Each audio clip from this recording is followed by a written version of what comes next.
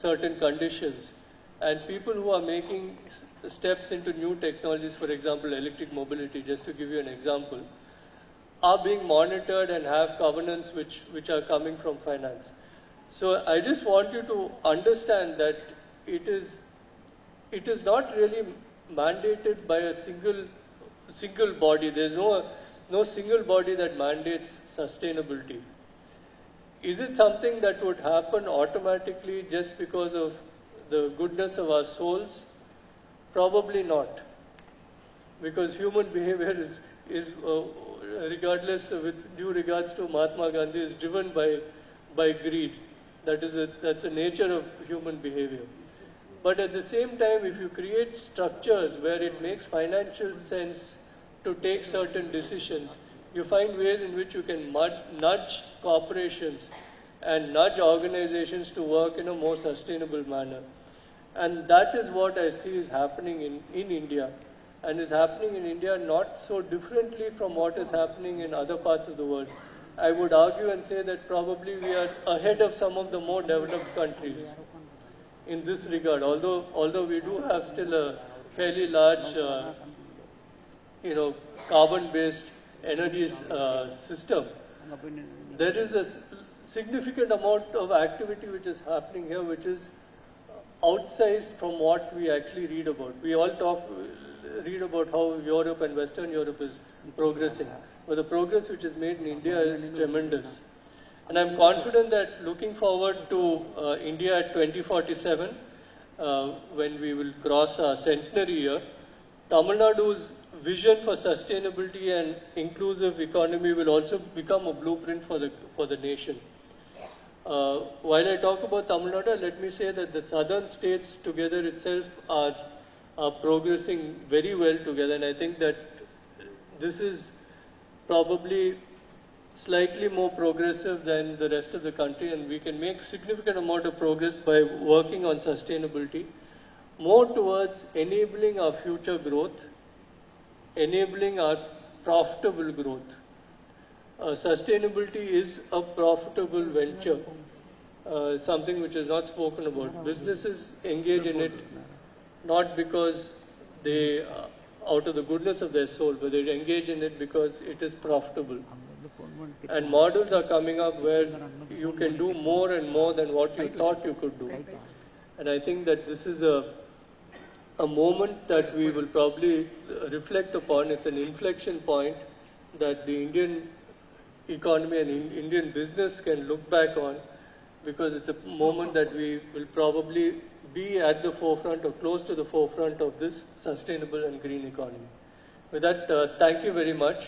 It's been wonderful to be here at this inaugural session, and I wish everyone all the very best in the day to come. Thank you. Request you to remain for a moment, sir, calling upon Mr. Suresh Nambat to please present him with a token of appreciation.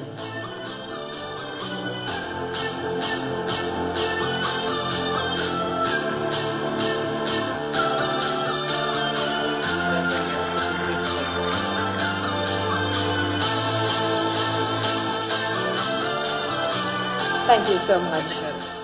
So ladies and gentlemen, we have a power-packed day ahead, and we would like to dive right in for our first fireside chat, Balancing Growth and Green's CPCL Sustainable Journey.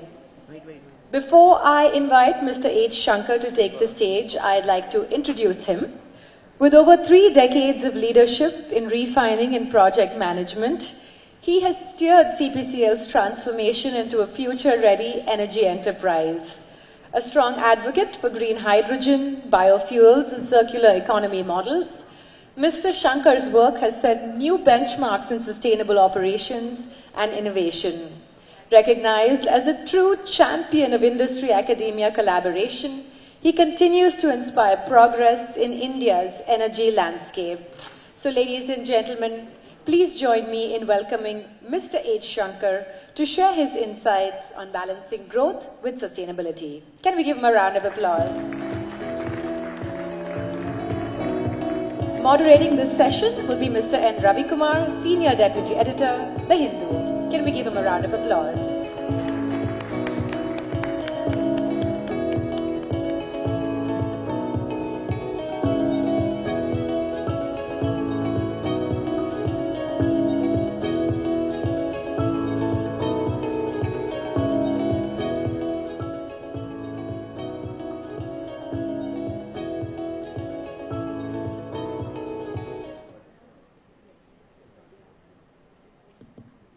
Good morning, ladies and gentlemen, and truly appreciate sir taking time off and being with us.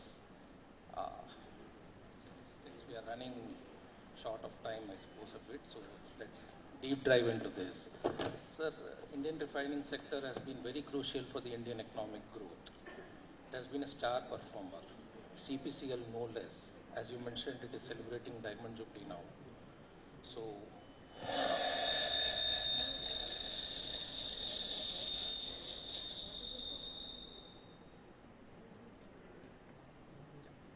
So we have seen CPCL progressing over these years from unleaded petrol to low sulfur diesel, and now you are talking about green hydrogen.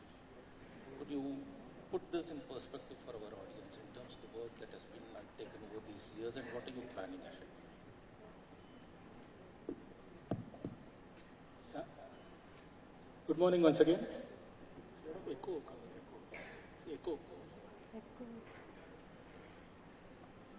Check. I think it's better. Yeah. Yes, let me see. Yeah.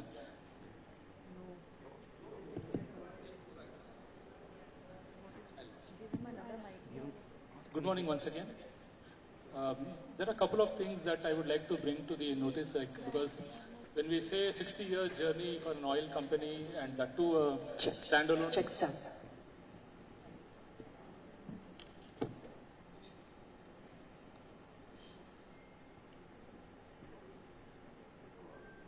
Check sound, check.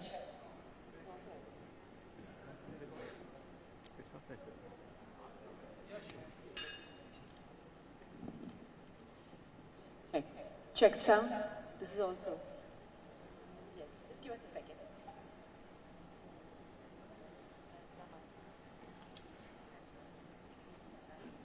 Check sound. Check 1, 2. Just give us a few moments, ladies and gentlemen.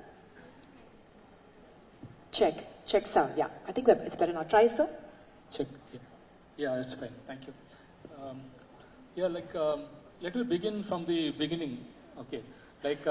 We started off in 65 with a small refinery which was commissioned in 69. And as I told you, along the journey, we have always been building on the foundation of sustainability, I should say, because if you look at 65, 69, being the first refinery in India to set up a sulfur recovery plant, which is a very proud moment, because that is the kind of indication that you will get about the kind of leadership that has always driven CPCL. And as we moved in our growth journey from 2.5 million metric ton capacity to double it, we had second refinery commissioned, that was in the 80s. And that time also, again, we added one more sulfur recovery unit. In addition to that, we also identified that water is a very important source. So we built the sewage reclamation plant, which was the first of its kind in Asia. So that growth journey of second phase was associated with identifying that water is a very important source. Then moving down around 2000, early 2000, we commissioned our third refinery. That refinery finally we ended up with a capacity of 10.5 in 2000, early 2000. So at that point of time, again we added upon our environmental requirements. We completed second sewage reclamation plant. We also parallelly started building on a desalination plant. We also built a windmill farm at Didigal. So every time that we expanded, we were conscious of the fact that our contribution in this sustainability drive should always be there. And parallelly, growth and sustainability can coexist. So that was the identification. And proud to say that we are still able to continue with that legacy, that now we are trying to build not only on the capacity, we are planning to expand our refinery capacity from 10.5 to 14. We are instituting some studies in that direction. And we are also looking at how to bring the grid power instead of being our own captive power plant generation. So in that direction, we have started a project now for importing grid power of about 400 kV level, the highest efficiency level. It also adds to the fact that this import facility can be like parallelly connected with our green energy requirements. So the grid power that we are going to now build upon, it will be able to take in the green power through the suppliers who are there in the industry, and we want to use that for all our future operations and also for the further expansions. So this is a very important journey, because it also talks about how we are moving forward in the direction of growth and considering the green energy and all the other sustainability drives. And happy to say, I couldn't see, but we had to close the AV quickly, but the visual is that in the last 2 years, I should say, we are very proud that our water footprint, which is a very good measure for the kind of efficiencies that we build in our system, we have been able to bring down our water footprint by more than 20%. And also important thing is identifying that Chennai is a very water scarce region. How we are able to bring technology to leverage that, leverage our own operational requirements. So what we did is, we are the only refinery, or early days itself, we have not taken any groundwater for our refinery requirement. The entire water requirement is through the desalination plant or through the sewage reclamation plant that we have set up. So we are a zero freshwater consuming refinery. So that is where our emphasis is when we talk about what can be our contribution to the industry. And going forward, as I told you, one is the grid power that we are talking about.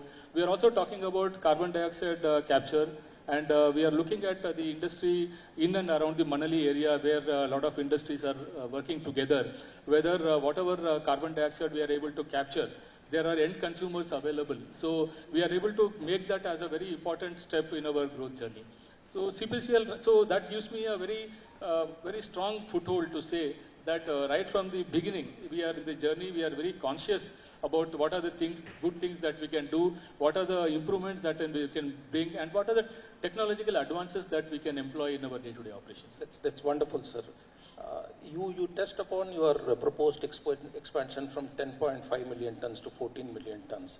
You are also undertaking or have started on that path of setting up a greenfield refinery in Nagapattinam, which I think will be about 9.5 million tons, 9 million tons.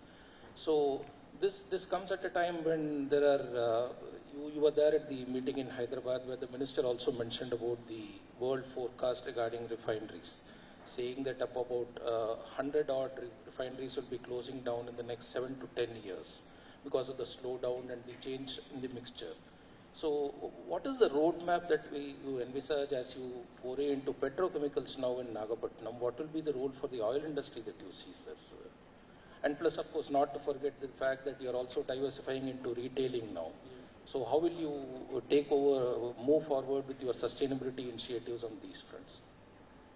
CPCL has been a standalone refinery. So standalone refineries have their own set of challenges, because the kind of volatility that is prevailing in the crude and product prices, that affects the bottom line of the standalone companies straight away. And it hits you immediately. It doesn't take time. It hits you immediately. Therefore, let me first talk about the reason why we are going into the retail outlet.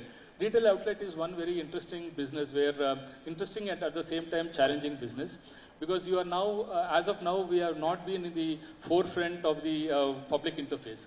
The retail outlet brings us directly facing the public, and also gives us positives that emerge out of it is, as of now, many people would not be knowing Chennai Petroleum. So when you have a retail face, then your interaction is much more direct, and also at the same time, your visibility also increases in the industry. And one important thing for us is, because we are in our Diamond Jubilee, the market presence, the reach, also we want to expand. So we are foraying into the direction, in this direction, and we have got licenses for about 300 now.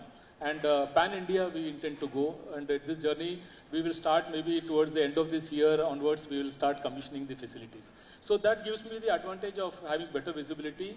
Also, we are that will be a big risk mitigation against the volatility of the prices, because this margin provides us some kind of a cushion as a risk mitigation.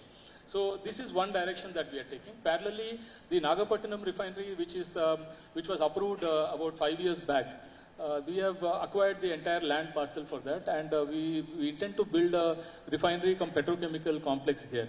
Because as of now, there is a huge demand for petrochemicals in Tamil Nadu. There are very few there are no people producing the petrochemicals in Tamil Nadu. There are very few components available, very few molecules available. So we want to expand in a big way there. So the idea was that we will be setting up a refinery and also a petrochemical plant there, for which we have received all the approvals. We are waiting for some clearances from the government through the CCEA. Once that is there, we will be able to move forward in the project, and that gives us the strength that in addition to having 10.5 capacity in Chennai, which we further want to expand to 14 and above, we will also be having a 9 million metric ton there. We are also looking at how to increase the petrochemical component of the entire refinery, because the refinery it is governed by a term called the Petrochemical Intensity Index, PII. So we want to increase the PII. We wanted to start with a 6 petrochemical intensity index, and further down second phase and third phase we wanted to do. However, we are looking at that area also, whether we can directly advance into the phase 1, phase 2 of the project without going through the normal procedure. If with a little bit of capex, if we can do a tweaking in our configuration, we can add more petrochemical component there. So that is the plan we are taking in Nagapattinam. And of course, in CPCL itself, our projects that we are looking at for future expansion, one is the 14 million metric ton. Also, we are looking at some microcrystalline wax as a specialty product. We also received approval for setting up a Group 2 and Group 3 LOBS project, which is a lube oil base stock project, which is a substantial portion of it is imported. So that is what we are looking at. And we are looking at, maybe you are all aware that we are the only refinery in India where we have wax production and also the lube production in the same complex. So we are trying to add the microcrystalline wax, which is a very specialty product. We are adding up the new components of the LOBS we are talking about. We are also looking at parallelly expansion.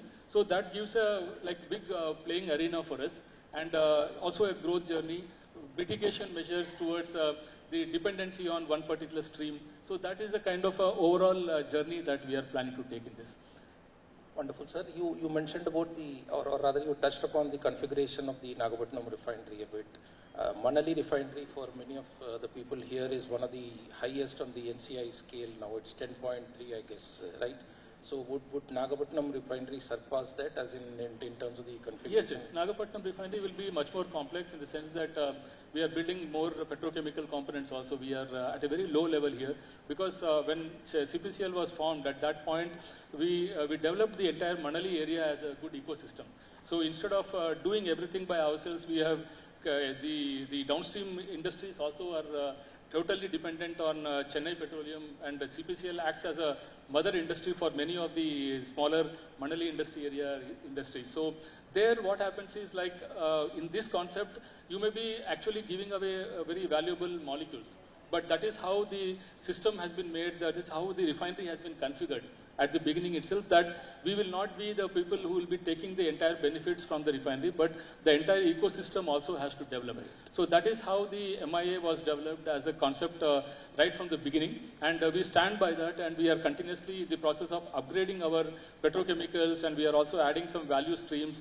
We are discussing with the Manali industries, our neighboring industries, where some of the streams can be much more in a better way we can share. For example, some of the byproducts of one of the industries can be a good value adder for me. So we are entering into that kind of a discussion so that we are able to synergize the operations. We are able to also conserve on the utilities part. We don't need to have same kind of a water generation. We don't want the same kind of a sewage disposal. If we were able to co-work together and try to evaluate a system where we can share some of the resources, that will add to the profitability of the entire association there, the entire group of industries in the ecosystem. So we are looking as a good big brother, small brother, as a big family. We can try to coexist and take the benefits, reap the benefits of the entire process. You also mentioned pretty much very modestly saying that you are a standalone refinery and you are not well known, which is one reason why we want to diversify into retail. But then MRL, the erstwhile MRL, is a very well known brand in Anasale, is what I guess. Sir, on the issue of scale, you are no longer just a refinery. You are part of the giant called Indian Oil Corporation now. So oil industry is all about your ability to invest, and ability to scale up fast, to achieve more capacity. That if that being the scenario, how well equipped CPCL is in terms of bracing up to the latest development, equipping itself with the latest technology? In the sense that when you look at scale of operation as a standalone refinery of 10.5 million metric ton, if you have to source the crude from outside, because CPCL entirely depends on the imported crude. About 85% of the crude requirement is imported, and 15% domestic crude we are taking. But this entire volume doesn't give you the scale to negotiate at a global level. So that is where the strength of Indian Oil comes, that we are able to harness that strength of Indian Oil, because Indian Oil operates 10 refineries, so the kind of the volumes that they deal in the international market, that strength is what we are able to leverage from the parent company. Secondly, till now, we have not been part of the marketing or the distribution logistic requirements. So the entire product that is produced in CPCL is taken by Indian Oil, and they do the marketing of the products, except for about 8 to 10% of the specialty products, which we are directly have been dealing since many years. So when you look at the crude requirement and the product outflow that is to be very smoothly and clearly, easily managed, that strength is what we get from Indian Oil. Secondly, there is always an interaction with the Indian Oil refineries at the apex level, that how each refinery is performing and what are the new technologies which are coming, what are the lessons learned. So these kind of interactions gives us the benefit of not going through that learning process at every stage.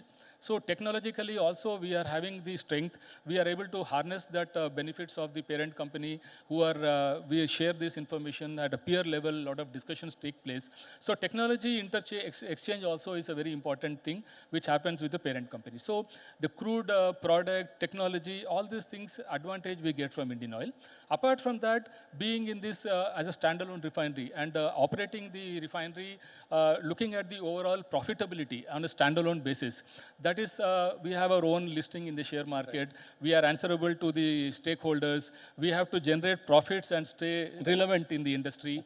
At the same time, we have to give back to the shareholders. Right. So that is where the strength comes, that in addition to being a standalone refinery, we are operating CPCL as a business. Right. So how the third party, how the stakeholders evaluate us is a picture where our own presence needs to be emphasized. So in that context, you are very right in saying that MRL was very well known. Okay, and then slowly the transition happened from Madras Refineries Limited to Chennai Petroleum Corporation Limited. After that, somehow that connect has not really gone as much as we expected with respect to MRL. But then efforts are on. This is the Diamond Jubilee year, and right from last December onwards, we have embarked on a variety of projects. We have done, at the industry level, we have done a cyber security conclave. We have done one wax and loops conclave we have done. And then this is one conclave where this forum also provides us a good visibility. So we are doing our best in that regard, that better late than never. Then we can really bring back the glory of MRL in the form of CPCL. And it's the only refinery, so we are very proud to have this tagline, that pride of the nation, but at the same time, jewel of Tamil Nadu. So that is the kind of tagline that we have built, and it's only a matter of fact, with the retail outlet business also coming in, we should be able to again bring back the glory, and maybe in a much better and a higher level. Wishing you all the best in all the endeavors, sir. Sir, we are at a sustainability summit, and sustainability has become quite important in various contexts. So you are talking about expanding your capacity close to about 20 million tons once Nagapattinam comes, and plus the 4 million tons additional that we are talking about at Manali. When you talk about capacity expansion, production, it also means that your operations are going to increase, you are going to refine more crude. So from that perspective, another important aspect that comes into play is the environmental safeguards that are necessary whenever a company plans such big scale up. So how well prepared are you in terms of the key measures that you need to deploy, as also the expenditure on them? See, if you look at the compliance requirements with respect to the environmental conditions, it is a cost to the company. There is no doubt about that, because when we moved along the journey,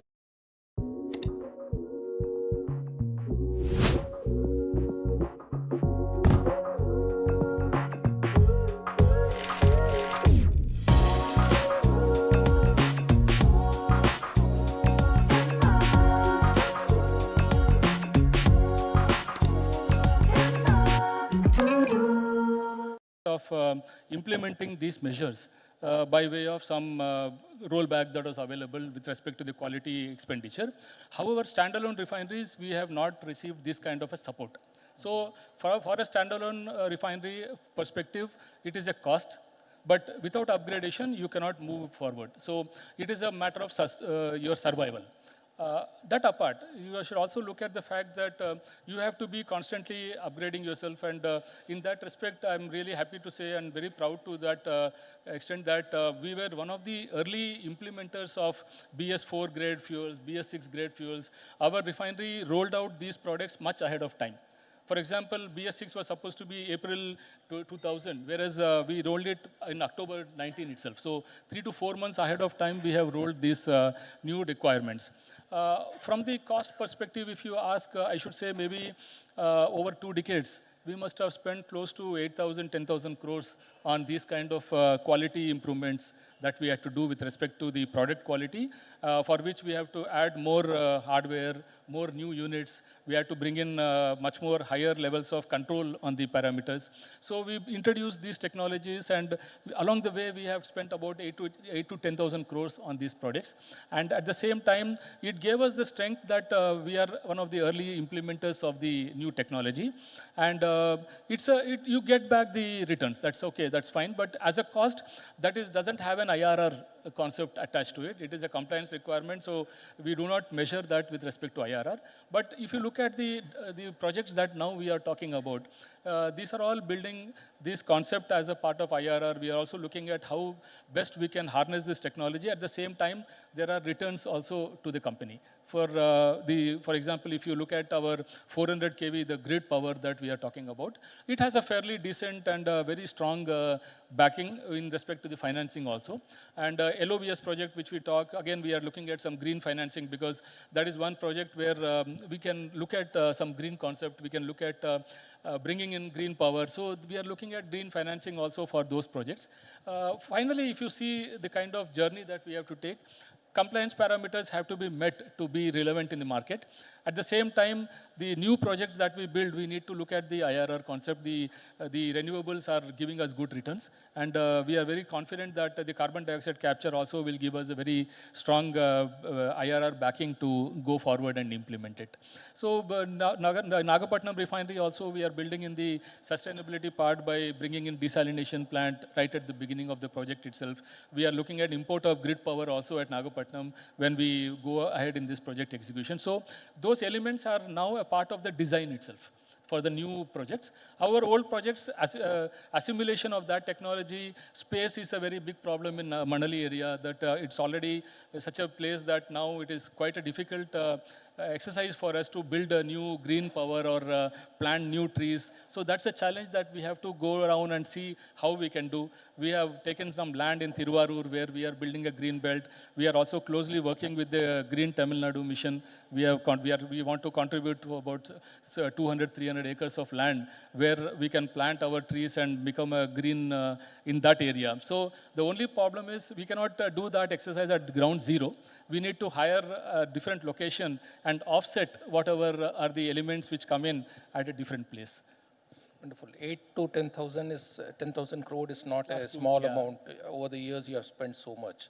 But the fact with the oil industry is, despite the best of the measures that have been put in place, we have been witness to several accidents over these years. And CPCL also in December 2023 faced one such, where you had an oil spill that happened in that area, and it created quite a bit of a problem in that area. So where does it go wrong, sir? Is it in terms of the systems and processes in place, or a sheer inability of the people to foresee what can possibly happen? And in these kind of, and just to add to that, this incident, post this incident, Are you putting in place new measures, as in you're mounting a new strategy, you have gone back to the working board and doing this again? What is happening on that front, sir? So again, that brings me back to the fact that we have been, last 60 years, we are operating this refinery. And every time we added capacities in the plant, we expanded our operations. The basic baseline studies have been done with respect to designing of the stormwater channel, designing the ETPs, designing our water requirement, what would be the additional flow, and all those things are a part of the design requirements which go in the designing the plant process required. So while we do all these things, you should also appreciate the fact that during the last 60 years of operation, we have, even if you see last 10 years, we have seen umpteen number of weather disturbances. We have seen the Nivar cyclone, we have seen the Varda, we have seen the floods in 2015. So we have gone through extreme weather conditions, and if some may recollect, this August 2024, there was a cloud burst. I do not know how many would be knowing this. I stay close to this place. It was a very mild rain we had here, whereas 20 kilometers in the Manali area, there was a cloud burst. And it happened in the Manali industry area. That was the heart of the flooding area.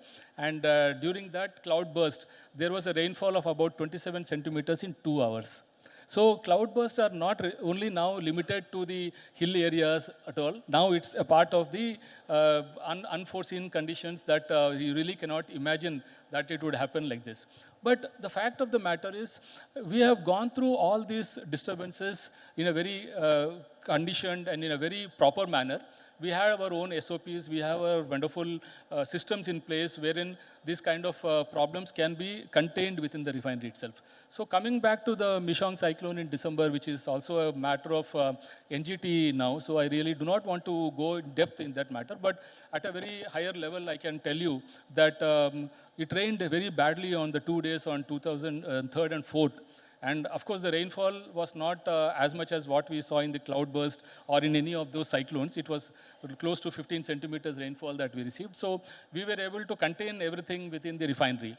But thereafter, you should also see the fact that how the external conditions will influence. For that, for example, the reservoirs which are there in Pundi and Puyal, they were all overflowing. So a lot of water was let off. At the same time, there was a condition that high tide was prevailing, which doesn't allow the water draining to happen peacefully. So at that point of time was the water levels in that Manali area entirely started going up.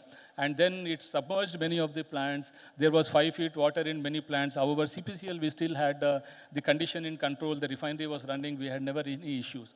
But then what was witnessed in Ennur was a different picture. Ennur had a lot of oil traces. Of course, it could not be traced to CPCL, which is what is being vehemently argued by us, that it cannot be traced to CPCL because a lot of other industries had got submerged, whereas CPCL was still within control. We did not have any water let off with oil. So we are contesting that matter with NGT.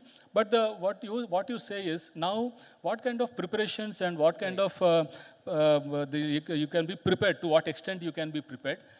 Nature has its own way of expressing things. That is something that we really cannot predict. However, like for example, this Montha cyclone, it was supposed to be coming here. We were all very much alert, and then it just deviated towards Andhra. So you cannot really predict the path of the cyclones, and it doesn't really tell you when it is going to come. But what we have done from CPCL is we have strengthened our internal processes very much. We have also added we have added more than 50% of storage capacity of the stormwater in our refinery. We have also additionally added many oil catchers in the downlines. We have also added certain elements like having online monitoring or analyzers in place, online monitoring, 24/7 monitoring at the effluent outlet areas. So we have built a lot of strength into our system. We have brought in zero kind of compliance deviation from the parameters. We are doing a monthly level of mock drill by way of which during this season we can have much more stronger SOPs. SOP implementation can also be part of the requirement. So what we have done is we have strengthened our system. At the same time, we have also ensured that whatever has happened from the other areas and inside CPCL, we should not be having this kind of scenario prevailing anymore. So internal strength is very much required. SOPs have to be in place. Mock drills have to be done periodically. That is what we are doing. Wonderful, sir. Sir, you also in passing referred to this that you are the anchor industry in Manali. And given the fact that over these years we have had accidents involving or incidents related to other companies as well. You head the Manali Industries Association. Post the series of events that we have seen in the last few years, as head of that area, are you thinking of any collective action plan to mitigate these things, sir? See, Manali Industry Association, for which CPCL is the president nodal agency, we have a very strong mechanism of exchange of ideas, proper training as a group. Okay, that also is there, and CPCL is anchoring many of these activities. We built one emergency response procedure for the entire Manali Industry Association. We have a common emergency response situation. We have implemented that. We have had the talks with the senior management of all the Manali industries. We have also involved the Tamil Nadu Pollution Control Board for being a part of this exercise. So as an association, we are very much aware about what are the facilities that need to be developed there, and constantly we engage with the state government to provide us additional areas where we can work on this. Any stormwater channel which is there as a part of the government process, that cleaning is being done periodically or not, that we are also looking after. Chennai Petroleum, from our side, we have made an emergency response center, which is just outside our battery area, outside our plant area. That also can be taken as a control room in case of any future requirement where, as a coordinator, we need to take up this matter. So if you see Manali Industries, the other industries, wherever these problems have come, all these things we need to be very cognizant, we should be very mindful of the fact that when originally the Manali industry area was designed, at that point of time, it was declared as a no habitation area. It was declared as a situation where the habitation should not come up. But as everywhere it happens, the urbanization takes place, the boundary limits changes, the city limits increase. So at that point of time, if you had observed our refinery in 60s and 70s, there was nothing in that Manali area. So now it's a fact of the matter that the habitation has happened along your boundary wall. That is the scenario. So as corporate citizens, as responsible corporates, we need to be very, very mindful of the fact about all the kind of effluents that are happening, what are the kind of controls we have in place, so that the nearest people living across the boundary wall should not get affected. So a lot of controls are there. There is an online monitoring of these track parameters directly at TNPCB. Any kind of incidences are directly available for the TNPCB to monitor. So we are having our own internal strengths and monitoring. At the same time, we are sharing this data with the TNPCB so that they also have a monitoring mechanism and any kind of deviations are immediately brought to the attention. But the fact remains that when the industry and the people coexist across the boundary wall, then our own control measures are to be much more stronger. We have to be taking that responsibility. That brings me to my next question, sir. You mentioned about how habitation has also come up around the refinery. We have also seen Manali transform over these years. Would you give some kind of suggestion, recommendation to the government in terms of different zoning norms, different zoning plan, or be stringent in those areas, as in not to have habitations in the neighborhood?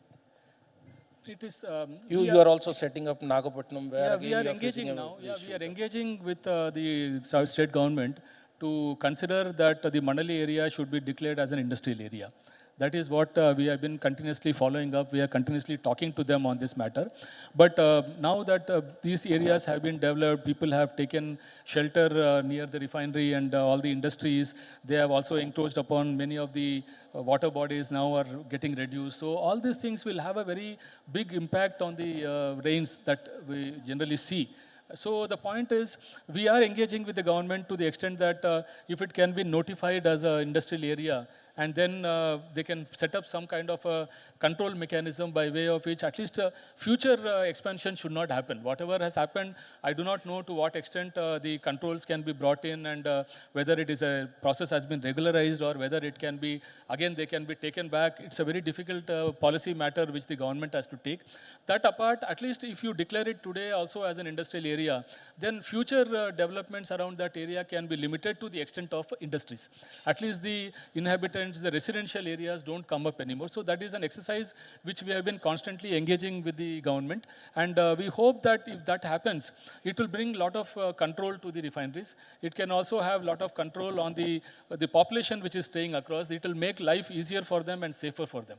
That is the most bottom line here. Thank you. Sir, one last question before I open this to the audience. I know it has gone into red now, but then where do you see CPCL in its centenary year, sir, given the fact that so much is changing in terms of fossil fuels, and we are talking about other sustainable oil, sustainable fuel now, sustainable aviation fuel. You are also talking about that. No, we are, so if I limit my answer to the extent of sustainability, because profit-wise, we have set a very short-term goal that we should cross the 1 lakh crore revenue. That is what we have kept as a short-term goal for us. We have touched 90,000 crores as one of our turnovers in the previous years, but we have set a target, a short-term goal of 1 lakh crores should be our very near target for revenues. But if you ask me to sum up about where we look at it during the centenary year, with respect to sustainability, I should say that our growth and our journey in this direction should be balanced along with the new facets that we are bringing in the form of renewable energy. We are looking at green hydrogen. We are looking at sustainable aviation fuel.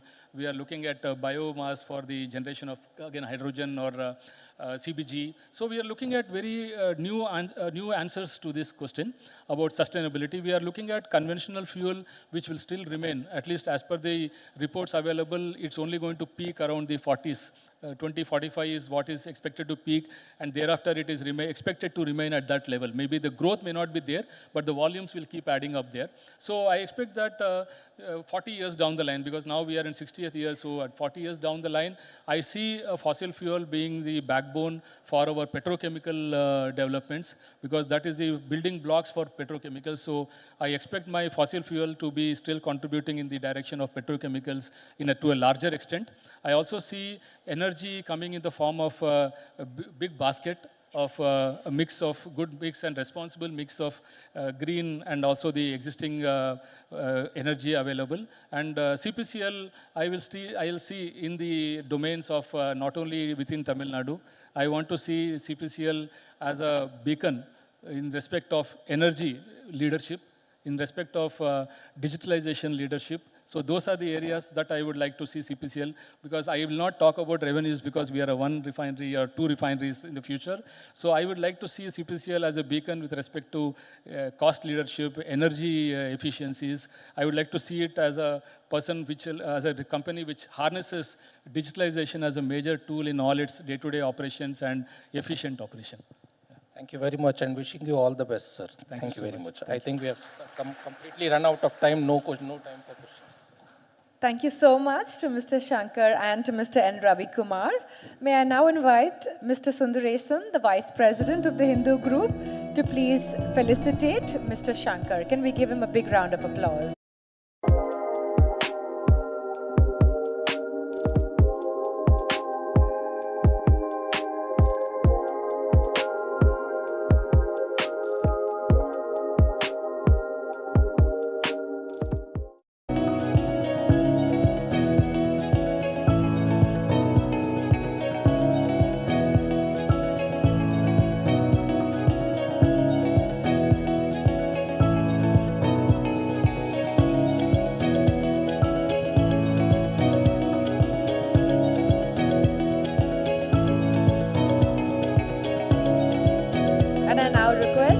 Shankar to please felicitate Mr. Ravi Kumar.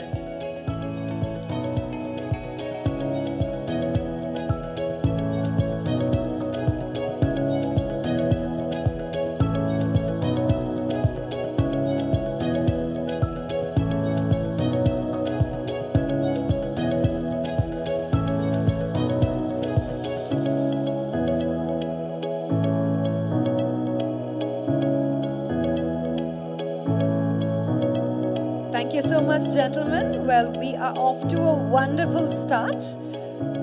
And now we'll dive right into our first panel discussion.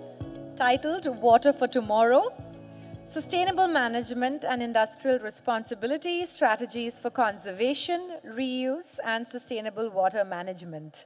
This is a crucial element in sustainable development. Ladies and gentlemen, it gives me great pleasure to introduce our panelists for this session. We have quite an illustrious lineup. Starting off with Dr. G. Ravikumar, Professor and Director, Center for Water Resources, Anna University, who is a leading voice in water conservation and management.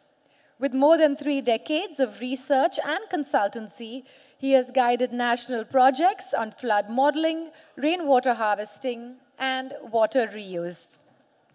Can we please put our hands together for Dr. Ravikumar, a pioneer shaping India's sustainable water future. We also have with us Mr. P. Kannan, Director Operations, CPCL, also bringing over 3 decades of operational expertise in refining and process engineering. He has led major energy efficiency and conservation initiatives, ensuring safe and sustainable refinery operations. A round of applause for Mr. P. Kannan. We have with us Mr. Viswajit Kumar, fondly known as Mr. Naveen, the Managing Director of Naveens, a visionary leader who has redefined real estate through innovation and responsible design. He's a dynamic industry leader, an active member of CREDAI and CII, and continues to build spaces that blend quality with sustainability. Let's welcome Mr. Viswajit Kumar. And rounding out the panel today is Mr. Gaurav Kumar, IAS, ex-director, Chennai Metro Water. He is an IAS officer of the 2020 batch from the Tamil Nadu cadre, presently working as an executive director in the Chennai Metropolitan Water Supply and Sewerage Board. CMWSS board deals with water supply and sewerage maintenance in the entire Chennai metropolitan city. Can we please put our hands together for Mr. Gaurav Kumar, IAS. Moderating this session is Ms. K. Lakshmi, Deputy Editor, reporting The Hindu. So ladies and gentlemen, please put your hands together as we invite our panelists and our moderator to take the stage. Can we give them a round of applause?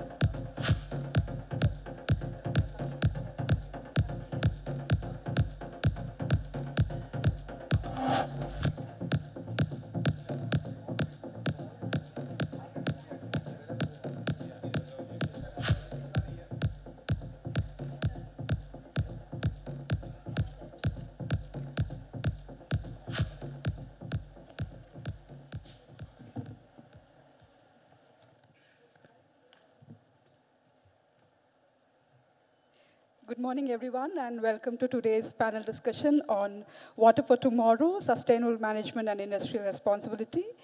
As the state and its capital, Chennai, continue to balance the challenge of growth, climate change, and increasing water demand, this session comes at a crucial moment for the state's water future. Today, we have panelists from various sectors to discuss strategies for conservation, reuse, and long-term sustainability. It's my pleasure to once again welcome our esteemed panelists. Welcome, sir. To start with, I have a question for Professor Ravi Kumar. What role can academic institutions play in bridging the gap between research, technology development, and implementation of water solutions on ground in the states? Could you please share your thoughts on that? Good morning. The Anna University, I mean the main campus at Guindy and MIT campuses, it's the #1 state-funded university in the whole of India. This year we are slipped by 0.02 marks to #2. And we are the largest human resources developers of water resources, environmental and climate engineers in the whole of India. And the Center for Water Resources, one of the top 10 research institutions of water resources in Anna University. And we are the knowledge partners for many state government departments and a few private companies on water resources expertise. To name a few, we have the Madurai Porters double-decker bridge going along the Kuvam River. And when it goes on one bank of the Kuvam River, but at many locations it crosses from left to right and right to left, where the pillars will be on the waterway of Kuvam. So when the flood comes, actually these pillars will be increasing the water height and increasing the area of inundation. So we do the flood modeling study for NHAA and WRD of Government of Tamil Nadu for analyzing and giving recommendations. And we are the role model for the roof water harvesting concept. We have elaborate roof water harvesting arrangements in my department in Anna University and store more than 10 lakh liters of rainwater through underground concrete sumps and using it for all our hydraulic slab experiments. So through such things, through such consultancy and research projects for the government departments and the private companies, we bridge the gap between the knowledge gap and the research output to be implemented in the ground for the government and the private companies. Thank you, sir. My next question to Kannan, sir. Sir, industries are often viewed as major water consumers, and CPCL has been one of the pioneering industries to adopt sustainable water practices and many other new technologies. Could you tell us how CPCL is working towards reducing waste, freshwater use and move closer to the goal of zero liquid discharge, sir? As CPCL,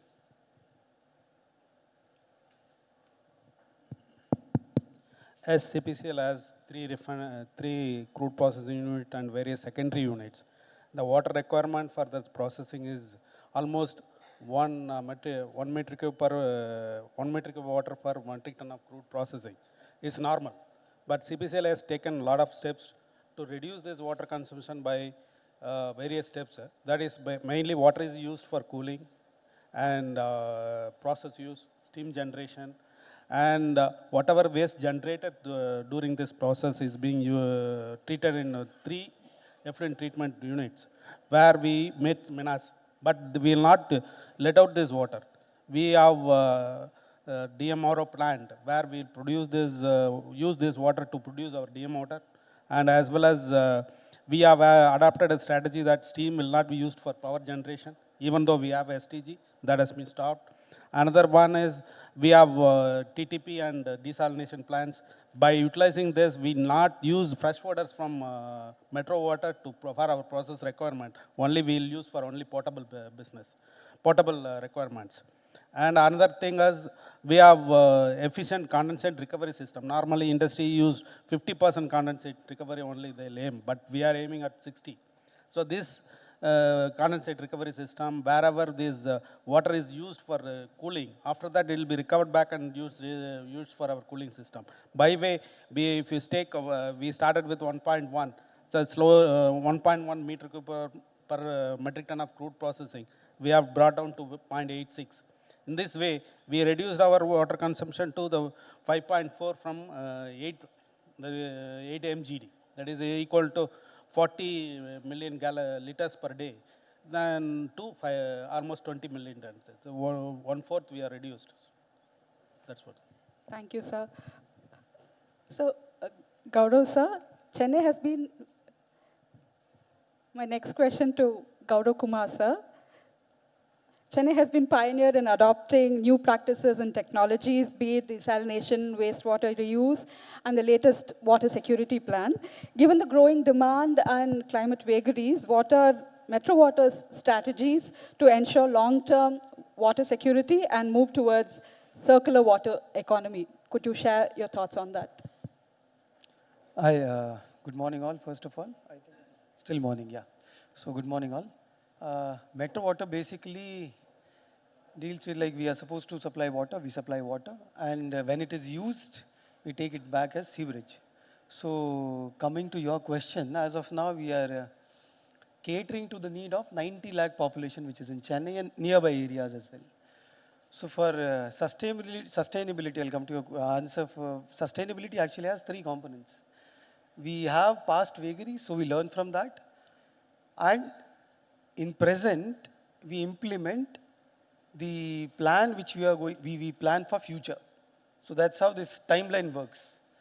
Like for example, for reuse, since 93 itself, we have been providing 28 mld of water, that is secondary treated water to industries. I think CPCL or MFL also we are providing. Since 93 till now, it is being continued. So our plan for sustainability and reuse of water is majorly comprises of two things. One is that TTRO plants, that is tertiary treated reverse osmosis. And basically when water is received in STP, it is being treated, after treating it is known as secondary treated water. But we treat it again through reverse osmosis technology. And it is as clean as its TDS goes below 70. So it's that clean. And as of now, our installed capacity is 45 mld plus 45. It is 90 mld, our installed capacity, for which water is being supplied around 60 km away as well in Shri Perumbudur SIPCOT. Around 500 industries are being benefited out of it. And for circular economy, we have TTUF, that is tertiary treated ultrafiltration. Almost same concept, but rather than running it through treating it through reversed osmosis, it goes through ultrafiltration. So we treat it, we let it out in lakes. So secondary pollution does not occur. It gets clean. And when we take that water from the lake, at least we'll have recharging of lake. So in that manner, we are closing the loop of, at least trying to close the loop of this circular economy. So basic agenda, two of our steps are TTUF and TTRO. That's all. Thank you, sir. To Mr. Naveen Kumar, sir, just like industries, real estate sector is also one of the largest water consumers. How is Naveen's integrating sustainable water practices, be it grey water recycling or rainwater harvesting and water efficient technologies in their projects? Absolutely. I mean, real estate sector has been this silent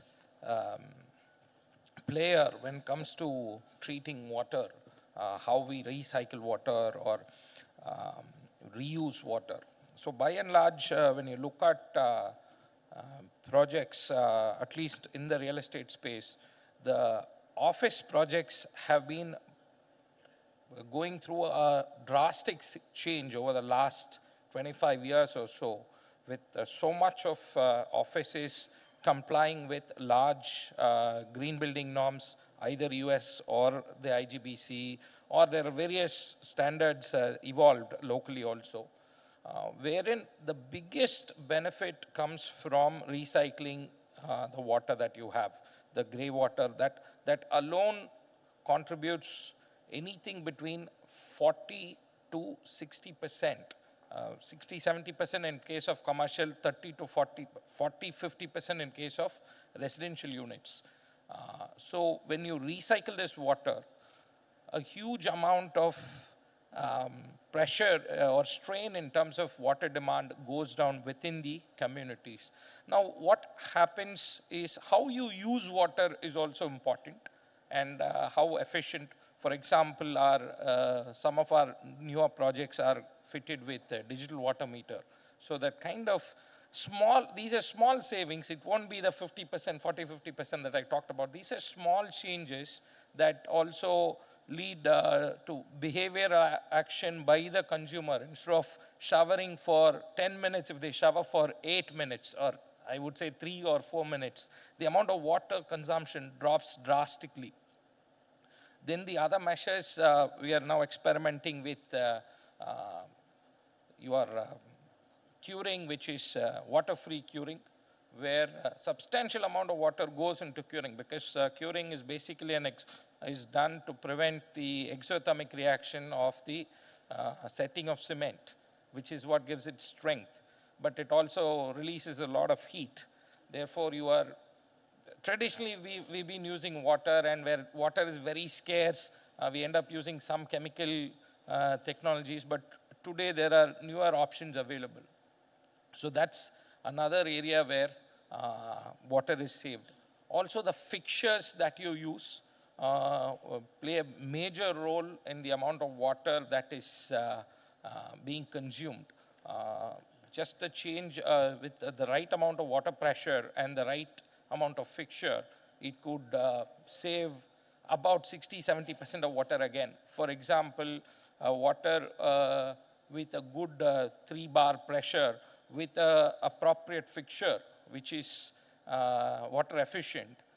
When you try and fill up a bucket of water, while the pressure will be so good that you wouldn't know there is so much of air in it, or foam that is formed, and you are only, it would take 1/3 or 3 times the time to fill up a bucket of water. So which means the volume of water coming through the tap is 1/3. Despite it looking very nice, it will look like, you will notice in all these 5-star hotels, the nice fixtures that send out these bubbly waters, but they are very, very water efficient. Again, we are talking 60–70% saving at the consumption level. So, and again, in terms of our projects, for example, the Naveen Hanging Garden projects, where there are lots of, like the project suggests, the name has gardens, and we have set up moisture sensing drip irrigation. Therefore, you are not wastefully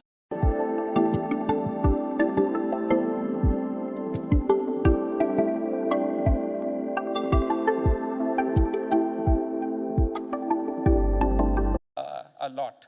So all these small things add up to make a significant impact. But the biggest impact, like I said, comes straight from recycling sewage water. Thank you, sir.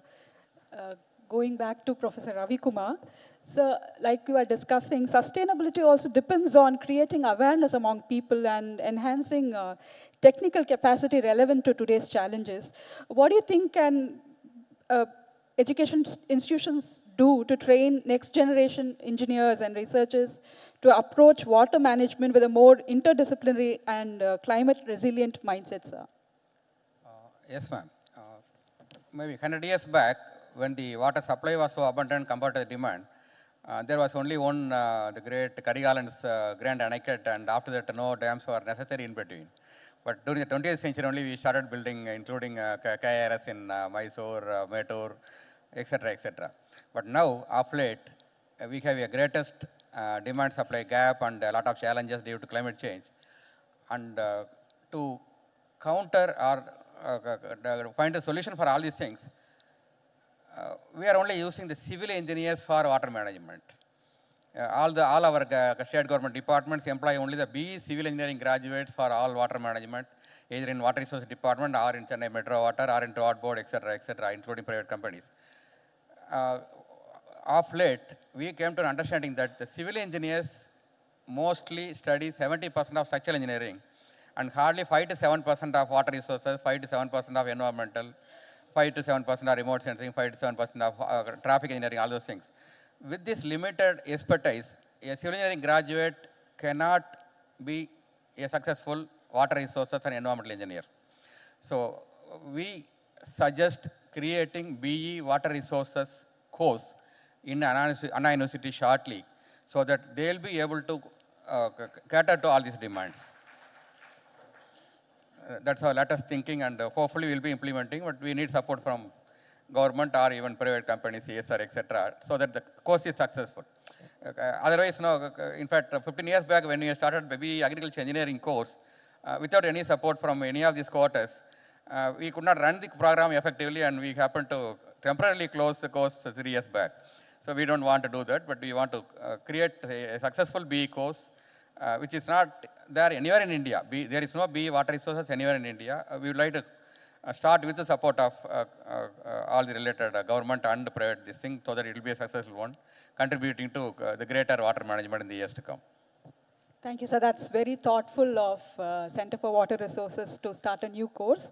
And going back to Mr. Kannan, sir, what are the main challenges do you think industries face in adopting circular water system, and how do you think can collaboration with government or other agencies help to overcome these barriers and go towards the goal of sustainability, sir? As Yes, a circular water system is good for industry, but however, when we want a circular system to better quality of water, we need RO and ultrafiltration. For this, the initial cost is too high. So that's why industries are reluctant to adopt this circular water system. So this is the one area of challenge. Second one is the treatment required for this whatever effluent generated by industry. There is no standard treatment systems available. This has to be area specific. So third one is technical staffs availability. So this is the three challenges. Apart from this, when we go for RO, if we go for desalination, we don't have indigenous membrane. So for this, CPCL also is taken up with IIT Madras, and we are going to develop for indigenous membrane. But it will take time. So this is the challenge that we are facing. So when we go collaboration, if it is a collaboration between an industry, economy, and government, then definitely this will improve. There will be a standard, because for any process plan, it is a bigger this thing, effective and efficient, cost effective, everything. But if you have small plants in everywhere, that will create additional effluent. Instead of that, it has a centralized, like wherever industrial park is there, there is a centralized effluent treatment plan with the RO and UF. As sir said, it can be supplied to all industries on whatever their effluent generated, that will be recycled to all the industries, whoever wants. So that is a better option, that one option is available. However, this collaboration has to taken from initial levels. Then it will be sustained, so that it can give good things to society as well as the industry. Thank you. Thank you, sir. Thank you so much. And picking up from where we ended during your last views, sir, reuse and recycling have become very essential for water management, as you've always been doing. How is Metro Water expanding treated wastewater reuse beyond industrial users, and involve citizen engagement to scale up pilot projects, for instance, indirect use of recycled water that you had mentioned?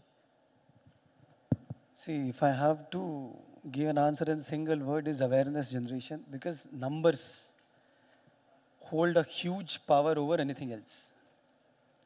When we talk about India as well, we have demographic dividend. Our median age is only 30. So India will be a superpower in future. How? It is going to be energized by the youth of India. So numbers have that power. When we have to focus on citizens, like we have a workforce of some 5,000 to 7,000 people. And apart from technological developments like Nesapakkam and Perungudi, wherever TTUF are there, wherever TTRO are there, it was already planned in such a manner that it can be expanded. It's not only 45 MLD, it is currently 45 MLD, it is expandable to 60. Coimbatore and another one TTRO, both are expendable. So those are technological developments. Coming to the citizen-centric approach, awareness, like those 7,000 people, even if they try 100%, they won't be able to reach the capacity of 90 lakh people if they try 1%. That's number one. Number two is that, yes, we are aware, generating awareness. People should know, like after you flush, what happens to that sewerage? What happens to that grey or black water? For that, what we are doing is that we are giving an opportunity for exposure visit. We have, in fact, one of our SPS is very old, some more than 100-year-old. It was constructed during British times. So we are giving exposure visits. We have one museum as well in Kilpok, treatment plant, which is being maintained, and we have asked GCC actually to send all the students for exposure visit. So once you go there, it's a different thing to learn we should save water.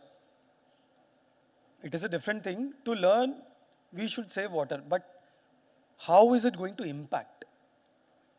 1,000 children, if they start saving, a liter of water is 1,000 liter only. But if they nudge their families to save another, say 5 liter per family, no, that's a huge number. So we have started with schools and colleges. Apart from all the other exposure which is being given to them, we are nudging citizens as well. And I think currently when rainwater harvesting, CREDAI also was a part of it, we held consultation because they are one of the big stakeholder. So that rainwater harvesting policy is also being relooked with a stakeholder approach. Not like this is not going to be a top to bottom approach. Everybody is going to be a stakeholder here. So that is how we are approaching it. Thank you. Thank you, sir. My question to Mr. Naveen Kumar. So, as you know, the state and the city is facing water stress. What role do you think developers have in creating water secure ecosystem along with government agencies and other institutions? Naveen is doing its... Yes, I think like I said earlier, the newer office parks, they are reasonably water and energy efficient because the tenants emphasize if you want a large multinational corporation to come and house their office in your building, so they are going to ask for, are you certified green building? Are you ESG compliant? So on and so forth. However, when it comes to residential, for us, for example, here at Naveen's, it's more of a voluntary compliance because Naveen's started in Westmambalam. People who know Chennai, 30, 40 years ago, Westmambalam was water scarce. We used to, there used to be a water tanker that used to come during the summer, and all of us would line up to collect water, including me, everyone at every home. So what we did was we decided to, do our little to the society, make sure our buildings are green. Most of our medium, large size projects are also certified for the same.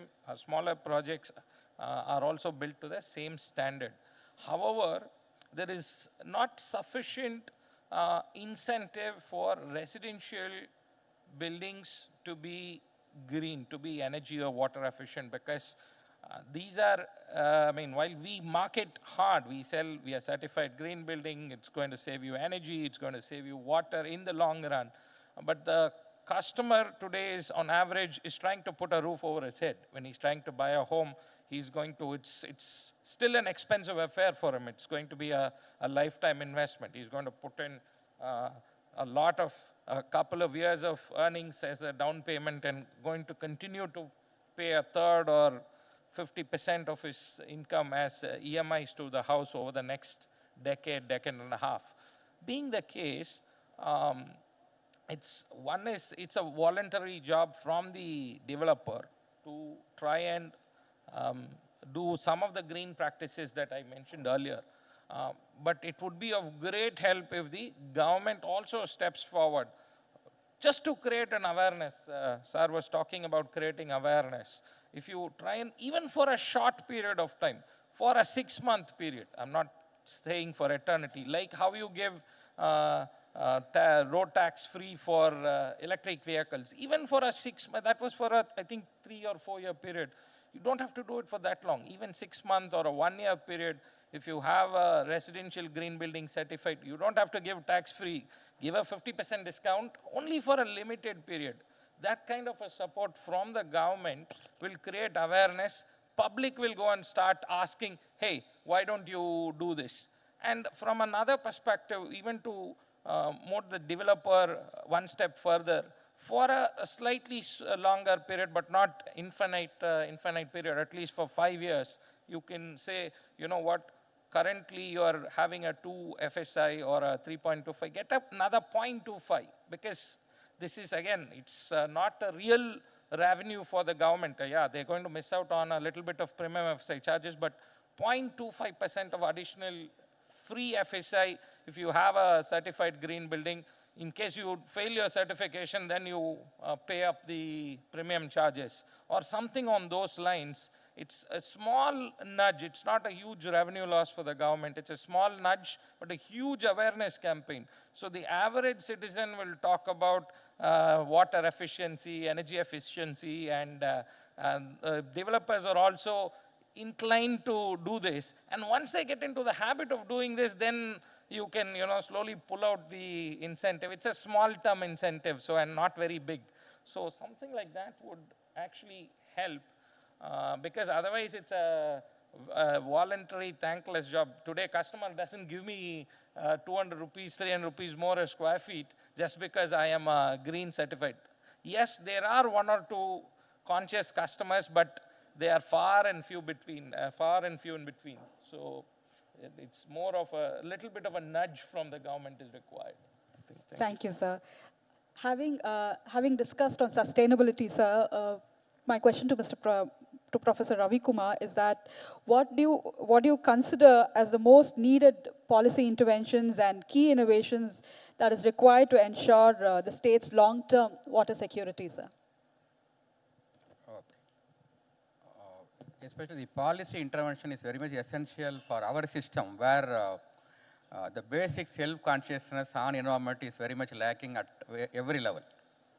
We need somebody to come and say, you do this, you don't do this often. And then only we start reacting and try to do certain things. And while doing so, we need some policy intervention, especially in terms of harnessing the rainwater. Everyone mostly depends on the Chennai metro water to supply fresh water to us. But even a 200 square foot of roof space in individual bungalows is enough for supplying fresh water for our drinking and cooking requirements for the whole year. We receive 1 meter of rain minimum. So 20 square meter will create 20,000 liters per year. That is enough for the whole year per person. So we can put the policy intervention like reduce at least fresh water supply to bungalows where you have even 1,000 square foot individual bungalow will serve 5 persons in their house. You have less number of persons in many families in individual bungalows.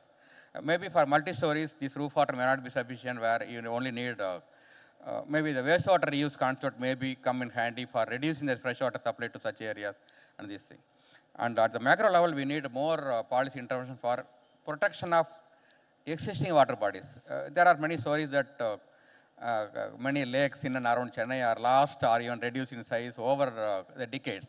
But at least we can safeguard such things, at least hereafter, by giving some policy interventions. And we need, I understand the water management practices in CPCL and appreciate. And we have a lot of water management practice in St. Gobain, where they have a large roof water harvesting, rainwater harvesting facility and trying to use it. But such things should be replicated to many other industries in Chennai through policy interventions.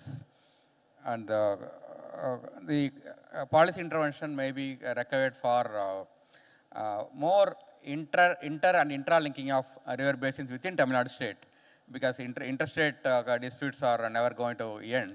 That is going on between every state. But at least within our state, where we also have some objections, but such inter and intra-linking possibilities can be created within our state, so that the excess water can be shared to the dry areas. And there are many projects coming up, including the Kaveri-Kundar link being executed now. And we are also doing a lot of research on distributing the intra-linking of excess Kaveri water within the Kaveri basin, where you have the dry Arilur and Perambalur district, etc., etc. These are some of the policy interventions I'd like to advocate. Thank you, sir. On that note, Mr. Kannan, what kind of incentives or framework do you think would encourage industries to invest more in sustainable water reuse and conservation technologies, sir? First and foremost is because industry has to come to the circle system. Definitely, as sir said, we need some soft loan, because industry is has to invest additional input. Tesla car எப்படி work ஆகுது தெரியுமா? Tesla காரை சுற்றி 8 கேமராவும் ultrasonic sensor, radar sensor, நிறைய சென்சார்ஸும் இருக்கும். இந்த 8 கேமராக்களும் அந்த சென்சார்ஸும் எல்லா டேட்டாவையும் கலெக்ட் பண்ணி டெஸ்லாவோட ஏஐ கம்ப்யூட்டருக்கு அந்த டேட்டாவை கொடுக்கும். இந்த ஏஐ கம்ப்யூட்டர் ஒரு ஹியூமன் எப்படி திங்க் பண்ணி டிசைட் பண்ணுவாங்களோ அதே மாதிரி திங்க் பண்ணி டிசைட் பண்ணி அந்த காரை ஆட்டோமேட்டிக்காக டிரைவ் பண்ணுது. உலகம் இந்த மாதிரி ஃபியூச்சரிஸ்டிக் டெக்னாலஜிஸ் நோக்கி ரொம்பவே வேகமாக வளர்ந்துட்டு இருக்கு. ஆனால் நம்ம பசங்க அந்த அளவுக்கு ஸ்கில்டாக இருக்காங்களா அப்படின்னு கேட்டிங்கன்னா அது ஒரு பெரிய கேள்விக்குறி தான். இந்த ஸ்கில்ஸ்லாம் நாங்கள் எப்படி எங்கள் பசங்களுக்கு சொல்லிக் கொடுக்குறதுன்னு கேட்குறீங்களா? அதுக்காக தான் நாங்கள் சிட்டியிலிருந்து ஒரு electronics one work shop conduct பண்ணுறோம். இந்த ஒர்க் ஷாப்க்கு ரிஜிஸ்டர் பண்ண உடனே உங்கள் வீட்டுக்கு இந்த மாதிரி ஒரு கிட்ட சென்ட் பண்ணுறோம். இந்த கிட் ரிசீவ் ஆன அப்புறம் எங்களோட எக்ஸ்பர்ட் ட்ரைனர் உங்கள் ஸ்டூடெண்ட்ஸ் கூட கனெக்ட் ஆகிட்டு இதில் இருக்க ப்ராஜெக்டை ஹேண்ட்ஸ் ஆனாக செய்ய வச்சு அதுக்கு பின்னாடி இருக்க கான்செப்டை சொல்லிக் கொடுக்க போகிறாங்க. அண்ட் இது எப்படி இயர் லாங்காக பண்ணுறது அப்படின்றதையும் உங்களுக்கு சொல்லிக் கொடுக்க போகிறாங்க. ஸோ இன்னும் ஏன் வெயிட் பண்ணிட்டு இருக்கீங்க? உடனே கீழே இருக்க பட்டனை கிளிக் பண்ணி ஒர்க் ஷாப்க்கு ரிஜிஸ்டர் பண்ணிக்கோங்க. If it has new technologies, that where there we need academic and research institutes collaborations along with industries. Third one is developing technocrats. If there is no technocrats, whatever the technology if you develop, there is no use. So these 4 things as must. And as Isar said, the incentive should not be continued. It should have one level. It should stop. Then only it is good for India, good for the people, and as well for industry. So that where we have to be. That's what. Thank you so much, sir. To Mr. Gaurav Kumar, sir, as we are discussing, as the city continues to expand, how is Metro Water shifting its focus from demand management approach to promoting decentralized solution as the city is expanding and more wards are being added? That's a very nice question, though. See, out of 1,230 MLD, as of now, on an average, that is the amount of water which we are pumping. If at all, like for domestic and commercial purpose, 1,230 MLD is being pumped. If I do not supply 84 MLD of reused water, which is being supplied to other industries, to around 500 industries, if I don't supply that 84 MLD, that is going to be taken out of this chunk, which can be used 100% for drinking. So that's where TTRO and TTUF are actually coming into the picture, plus their increased capacity. Also, industries does not necessarily need that water for drinking, they need it for processing. Like for example, our TTRO, TTUF water, tertiary treated water can be used for, in 4th industrial revolution, data is the oil. Your data is being mined, it is being used, targeted ads are being shown to you. So the moment you do chat GPT, show me this, tell me this, somewhere in some corner of world, some system guzzles so and so liters of water just to keep it cool. So one thing, this is going to increase. India has one of the highest mobile users. So this will increase. So this is where this reused water comes into the picture. Domestic supply will be taken care. For example, we have 400 MLD, huge, big desalination plant, biggest in Southeast Asia. It will come. After this 1230, it is going to be 1630 and even more. It will come. So domestic will be taken care. Coming to this, we can save this water. So this tertiary treated water can be utilized for maybe laundry purpose, washing locomotives or washing other instruments, can be used for upcoming data centers which are already established to maintain a cooling system. These are only few cases wherein they can be used. There are lots and lots of other. And what we are doing here is that we are trying to expand that. We are going to take it to the footstep of industries. As of now, Gumdi, Pundi, Cheyar, and these are SIPCOTs are going to get. It is already there. So we are working towards it. Number 2, we are trying to promote our tertiary treated water. Also, we are trying to reduce its price so that it is more lucrative for industries to use it. So that is our plan in future, and in fact, we are trying to implementing it as of now. Thank you. Thank you so much for sharing all the about all your initiatives, sir. And moving on to Naveen Kumar, sir. Sir, we were talking about a lot of technologies that you have been implementing, but sustainability also depends on how residents use and maintains these systems. How do you ensure long-term functionality of maybe STPs or digital water management systems once the project is completed, sir? That's a great and a very relevant question. When you look at STPs, for example, that's put in place in a lot of these large residential communities. In office buildings, like again, like I've always said, office buildings, there is a significant cost benefit to the office owner, to the person who's operating that building. So they take the initiative, and there's also licensing issues that come up because you have consent to operate that you need to keep renewing every couple of years. So you need to make sure the equipment is functioning fine. But when it comes to residential, there's always been a challenge. Recently, I think the Central Pollution Control Board of late has been insisting on an online continuous monitoring system, which I'm sure for someone like CPCL, it's a daily activity. But for a resident welfare association, they don't know what we are talking about for the most part. So of course, at Naveen's, what we do is we try and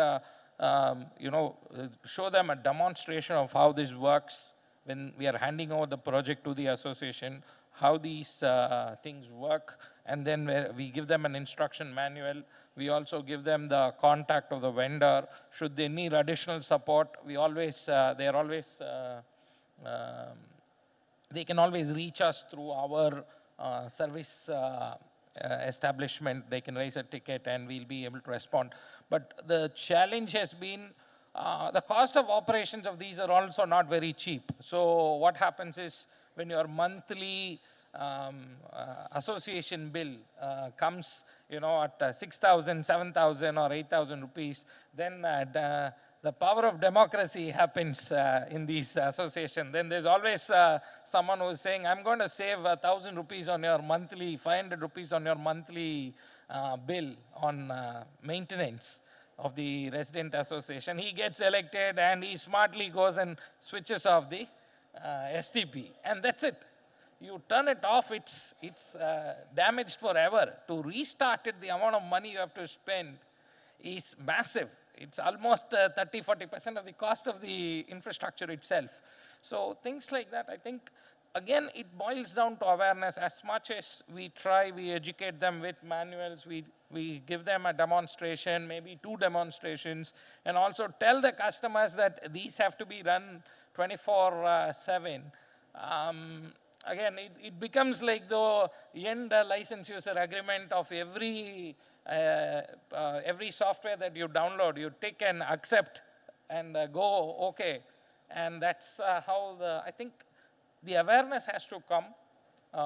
This is probably, like Sir said, it has to start at the school level, the grassroots level, because I remember going to Coimbatore from my engineering days, where I saw the water that was sent in, and the output water, I couldn't even stand looking at the water that went in. And the officer there gave me the water to drink, which was the output water. And it was perfectly fine. I think there is also that the amount of water that's recycled, I think is also quite high. And the awareness has to come in. See, for me, I was lucky enough to go through that awareness of what this is. I drank that water. It was perfectly normal, no smell, no taste, nothing. It was crisp water to drink, quenching your thirst, which is what is done in places like Dubai and Singapore. The awareness, once the awareness comes, I think people will be a little more conscious of how they work. Small steps. It's not going to make or break your life. Very small initiatives. Even if you can save a few thousand liters of water a year, that goes a long way. Again, when it comes to what is done at the association level or the maintenance of these, it boils down to creation of awareness. While developers are doing our bit. Naveens, we are definitely trying and for telling them what is that can be done. But we can't do it by force. I mean, there's one case, funnily enough, one resident welfare association managed to say, you are very expensive, we will manage our own association. We had some little bit of unsold flats there. They went to court, they got an injunction for us to maintain the association. Within 3 months, the STP was conked off. So it was funny how that worked. And then the association came back to us, they said, why don't you help us restart this? It costed a bomb, but things like that. It's a lack of awareness, even from the judiciary. I mean, there was someone quick to give an injunction, which kind of created a lot of disturbances. So the awareness is key here. Again, I emphasize on that. Thank you. Thank you so much for all your insightful perspectives. Before we open the floor for questions, can I ask each of you to give a short message on to the citizens and future urban planners about how we can make water for tomorrow a shared and sustainable reality? One thing is, as of now, Chennai is reasonably safe as of water supply. After the very good projects which we implemented in the recent years, starting from New Viranam and the desalination projects, all those things. But for the future, we need to have some, at least a change in recruitment policy. In the sense, we need specialists for everything. Even for incorporation of artificial intelligence and IoT or satellite mapping, we need to have those specialists. For example, we have a BE Geoinformatics course in Anna University, which is running for more than 25 years, which is a 4-year full-time course, full and full only remote sensing, satellite mapping, etc., etc. But none of our departments recruit those engineers for any of these utilities. They are only going for job in some other private, specific companies in other cities and countries. Some of the people even become the Tambara municipality commissioner, IAS officer is a geoinformatics this thing. So they only write such examination, go to such general post, then serve as a use satellite technology. And even the State Planning Commission is presently contemplating a proposal for a roadmap for Tamil Nadu water future, which is under process.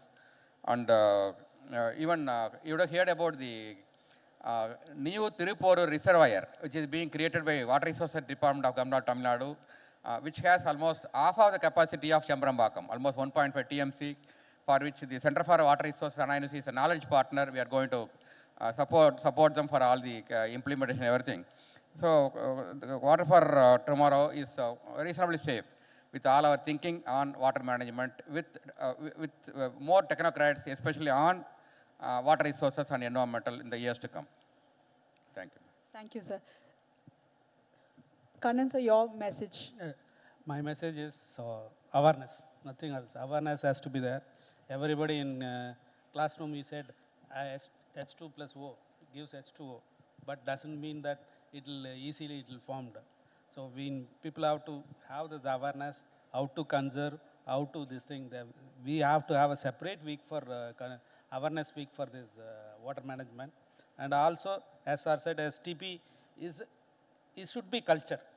Whenever there is a society, that STP has to be there, that has to be function. People have to know that the STP is important. That is lacking now. It is a long way to go. That STP culture has to be developed.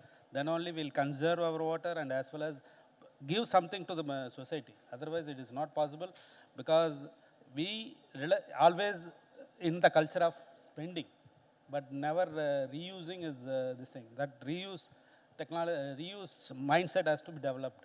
That is more important. That's why awareness is much more important. Let us do that, and I think Hindu also will do that for this. Thank you. Thank you, sir. Gaurav Kumar, sir, your message for future generations. What my message is going to be that Metro Water, Chennai Metropolitan Water Supply and Sewerage Board, we are doing our part. We are actually utilizing new age technologies. We are open to new age technologies. For example, we have a GIS system. There's one new ring main, some 200 kilometer of pipeline, which is going to run through as a through the Chennai as a ring so that water can be supplied, taken from one part of the Chennai to the other part. Apart from these things, I would like to request that without people's participation, nothing can succeed. And I can only give you 2 arguments for it. One, do it because it's your duty. Your Constitution's Article 51A gives you 10 fundamental duties. Do it for that. In fact, Muhammad Ali, a very famous boxer, said that service to the society is the rent we pay for the room on earth. Do it for that. And number 2 can be because of your own motive, your ulterior motives or whatever motives. I have a 1.5-year-old daughter. I will never want her that she'll have to think twice to have a good potable water for drinking. Thank you. Thank you, sir. Naveen, sir, your message for the... Thank you. So like I said earlier, in fact, now Madam Secretary is also here. So for creating this awareness and in residential buildings where the voluntary contribution to or promotion from the consumer is very, very low, like in case of electric vehicles, road tax rebate is placed. Consider giving a small waiver, a 50% waiver in stamp duty for a limited period of time, maybe 6 months or something like that. The government can push that, and a little bit of an FSI benefit where the building, residential building is certified and green and backed by some sort of a security. So in case the developer fails to deliver such projects, he pays for it, maybe along with interest, maybe something punitive as well. That's one. Another thing, I think it has to start from you. I mean, I saw a lot of water bottles here, half consumed. Who's going to consume the other half? I don't know. So start right in front of you. You know, when you take a water bottle, finish it in full. At least the least you can do. Thank you very much. Thank you so much, sir. And we are running behind schedule, so we may have time to take just 1 or 2 questions, please.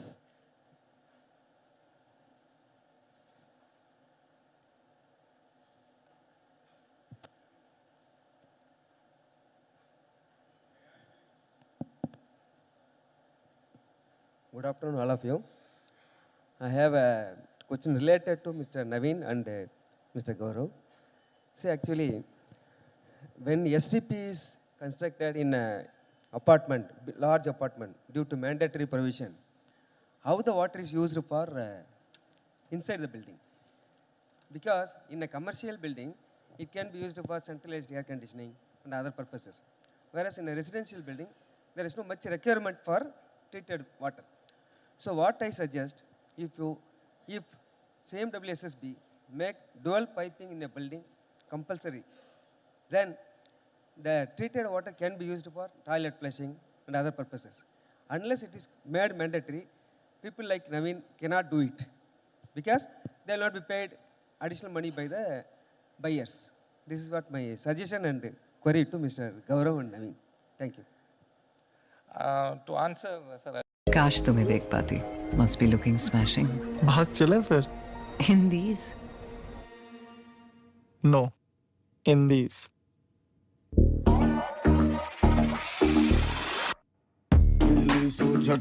Write your own love story. Taswa. Design wedding wear. Recycle that water. We already do it. In Naveen's projects, again, this is exactly what I was talking about. There is very little incentive for a residential real estate developer to be water efficient. My Bangalore project, Naveen Santya Poetry, is net zero water. But I am doing it because I remember carrying those buckets and the kodam of water when I was a boy in Westmambalam. I'm doing it for that, and probably what Mr. Muhammad Ali said. So otherwise, I agree with what you're saying, sir. As far as I can say from Metro Water side is that suggestion is well taken, is more of a suggestion than a question. I'll only say is that there's something known as boomerang effect or reactance. The moment you take away somebody's freedom, they'll try to exercise more. Yeah. this is where the nudging comes in between. We cannot, or government, as an institution, nobody can enforce anything. Nobody can push you up to an extent. It can be done to an extent. That's why my esteemed panelists told you about the nudge tactics, as in you give some stamp duty off or something. Penalizing, as far as philosophy comes, penalizing has less impact as compared to the incentivizing. So that's my answer. Thank you. My question is to the IAS officer and also probably the professor from Anna University. And I think what Mr. Naveen pointed out, has a lot of relevance. He mentioned how the Resident Welfare Association, in its own wisdom, ended up messing with the sewage treatment plant. When we're talking about water management, we definitely must talk about the water policy of the state. And I think in Tamil Nadu, the water policy that we are still following is, it goes back to 1994, if I'm, not wrong. And in 2012, we got the national water policy. Last year in December, the draft updated Tamil Nadu state water policy was tabled, but it's November 2025 now. And for a state like Tamil Nadu with so much urbanization happening, I think the kind of situations that Mr. Naveen talked about will only keep increasing, and there are so many other sectors also. Agriculture is also a water challenge, so is industry and residents. These are the key areas of use. So I just wanted to, see how soon we can have this, forward-looking policy which can play a key role in accelerating sustainability in water management. Thank you. Thank you. Thank you for your question, actually. It is also not more, it is not a question as per se, it is more of a suggestion and request. And see, water policy is more of a over-encompassing, an umbrella policy, which is going to govern the future. Our policy, it is going to govern all of our acts, regulations, actions, execution. So it involves a lot of stakeholder participation. Once it is done, it will definitely be tabled and passed. Thank you. Thank you, sir. I'm afraid we'll have to take other questions off the dais, please. Thank you so much to all our panelists and to the audience for this wonderful session. Today's discussion was a reminder that sustainable water management is not a responsibility of just one sector. It's a shared mission. As we move forward, let's remember that Water for Tomorrow isn't just about securing supply. It's also about rethinking how we value, use, and protect this vital resource. Thank you. A big thank you to all of our panelists and our moderator. I'd now like to call upon Mr. Vinod Kumar D, Assistant General Manager, Advertisement Sale The Hindu, to please felicitate our panelists.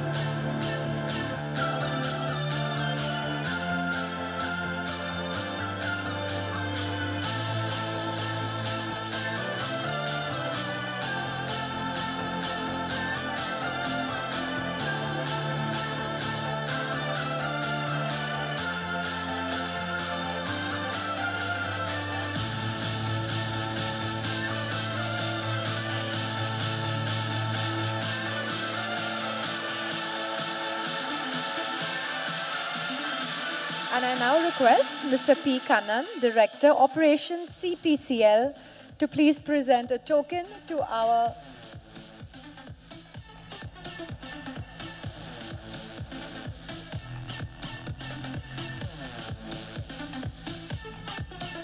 dear guest, and also please do the honor.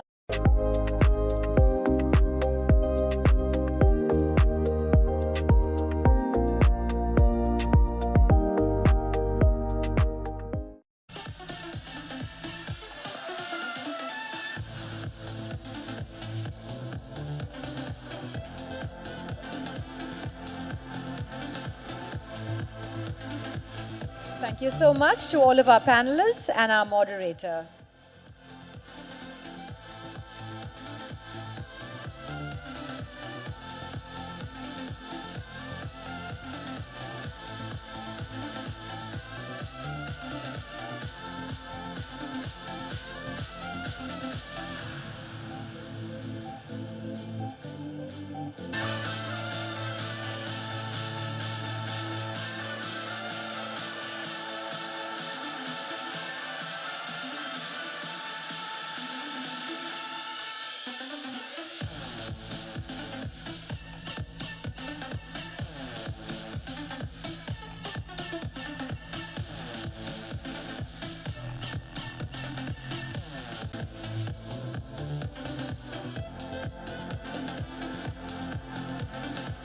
Thank you so much.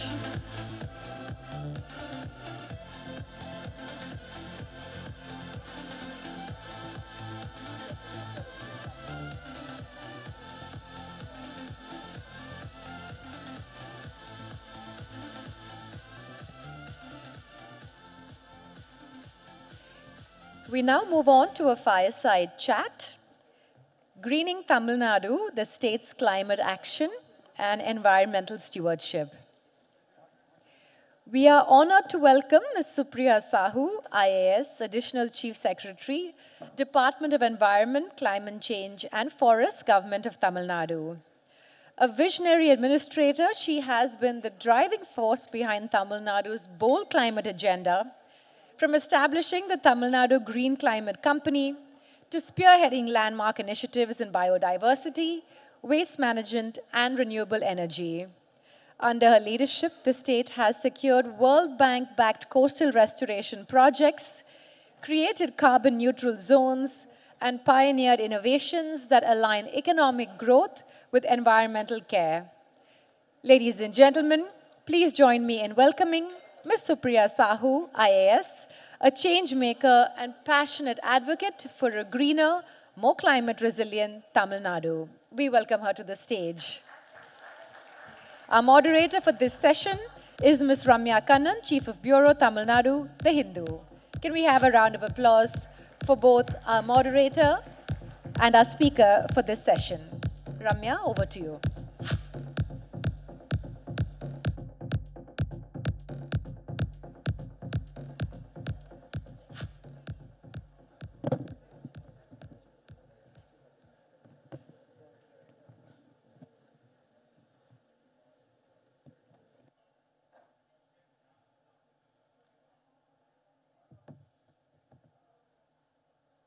Hello, can you hear me? Yeah. So thank you, Supriya, for coming here once again, and I'm sure this will be a key session in this Sustainability Summit itself, simply because the fact that Tamil Nadu has taken or, grabbed stewardship of an environment program is quite obvious. In recent days and over the past weeks, we have had international recognition from the IUCN for the dugong conservation. Our mangrove conservation has been spoken about at length. We've received a lot of kudos for environmental work that we've been doing. So the way I understand this is that over the years, past maybe 5 years or so, Tamil Nadu has built up a mission mode, infrastructural capacity to handle climate change. So if you see, you have the Green Climate Mission, you have the Green Climate Company, you have policies in various sectors, including the EV policy. And all these contribute towards what would be an ideal climate change mindset on the part of the government. So can you explain to us a little about how all these things come together in order to have a sustainable future for Tamil Nadu?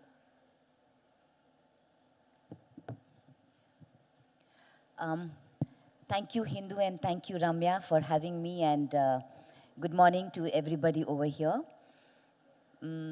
I think to answer this question, it will be good to talk a little bit about the vision, because I think none of these things could have been possible unless we had a very clear vision of actually how do we want to do it. So I think the beginning of this entire work, or the body of work that we have today before us for the last almost 5 years, is a very solid vision as to where do you want to see Tamil Nadu. I think that is something which is very important.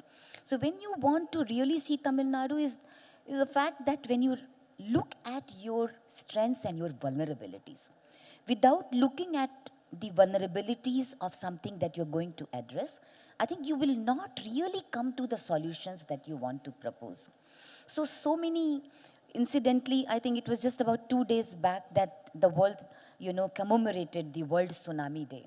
So when you look at the long coastline of 1,068 kilometers of the state of Tamil Nadu, and 14 coastal districts, plus other vulnerable areas, I think the vision becomes very clear that you need to really focus on coastal resilience to begin with. And then, of course, consolidate the climate action, because there is no other way. There is no other solution. So that is when we started to kind of ideate, debate, engage with stakeholders, and more so with people. The administrators, district collectors, communities, also the people who have been working for a very long time in the sector. And that is when we realized that there is a need for us to kind of go into a mission mode approach. So that's how you have the Tamil Nadu Green Climate Company, which is administering 4 important mission mode projects in the state, which is, as you mentioned, the Green Tamil Nadu Mission. The aim of the mission is to enhance the green cover, not only the forest cover, but also the trees outside the forest. So right now we have, it's approximately 23.7, you can say 24%, to increase it to the national target of 33% in 10 years. So that is what is Green Tamil Nadu Mission. The second mission is, of course, the wetlands mission, is to basically ensure that conserve, protect, and also make sure that the species, the biodiversity, which is connected with the wetlands. So, how do you make sure that migratory bird species are protected? The third mission is the climate change mission, of course, which is the core work of climate, which is looking at the greenhouse gas inventory. When do you want to become carbon neutral? Which are the districts which should be taken up in priority? And the fourth one, the latest one to join the mission mode, is basically the coastal mission, or as Shore, as we call it. So if you look at this, to answer your question, started with a vision, and finally, I think it's a very good connect between the policy and the work which has been rolled out on the ground. Right, yeah, I think that makes a lot of sense. Sometimes, policy remains policy and is not at the ground level. So, recently you had this mega, mangrove sort of event, right? So, it's important as a conservation tool, but it's something that we've forgotten. Immediately after the tsunami, we heard about how the mangroves have protected the lives of several people in villages that had a mangrove barrier.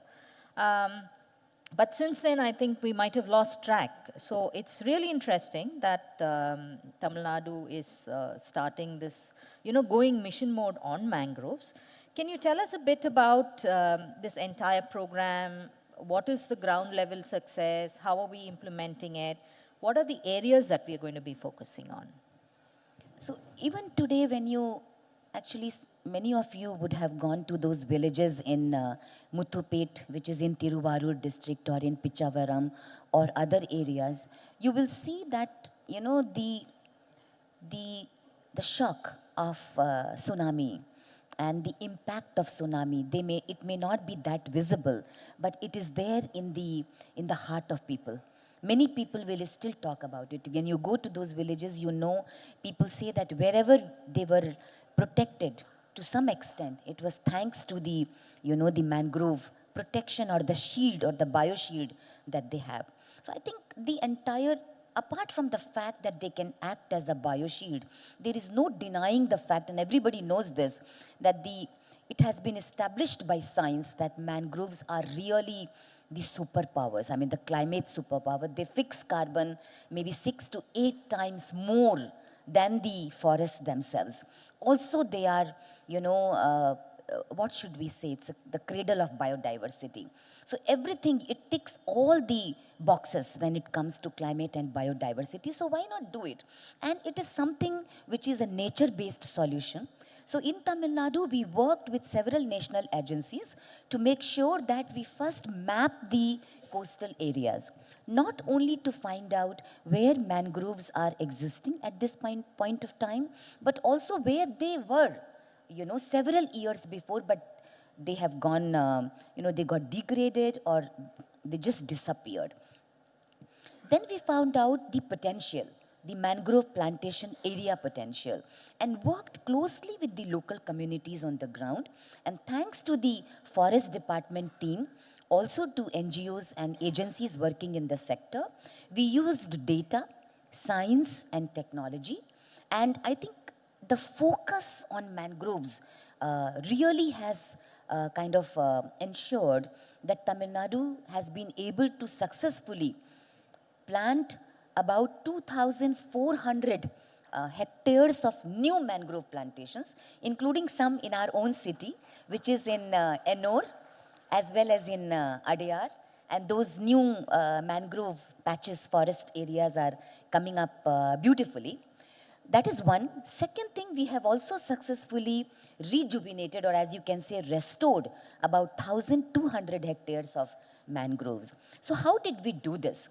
As I mentioned to you, we did this kind of a mapping, worked with the local community to get the local insight, information, ensured that they were involved in creation of the nurseries, either through the propagules or whichever way it is to be done. So we have been able to create some of the massive nurseries for mangroves for the first time. Like even here in Ennore, if anybody wants to kind of look at it, in Ennore right now, we have about 1 lakh mangrove plants which are coming up beautifully.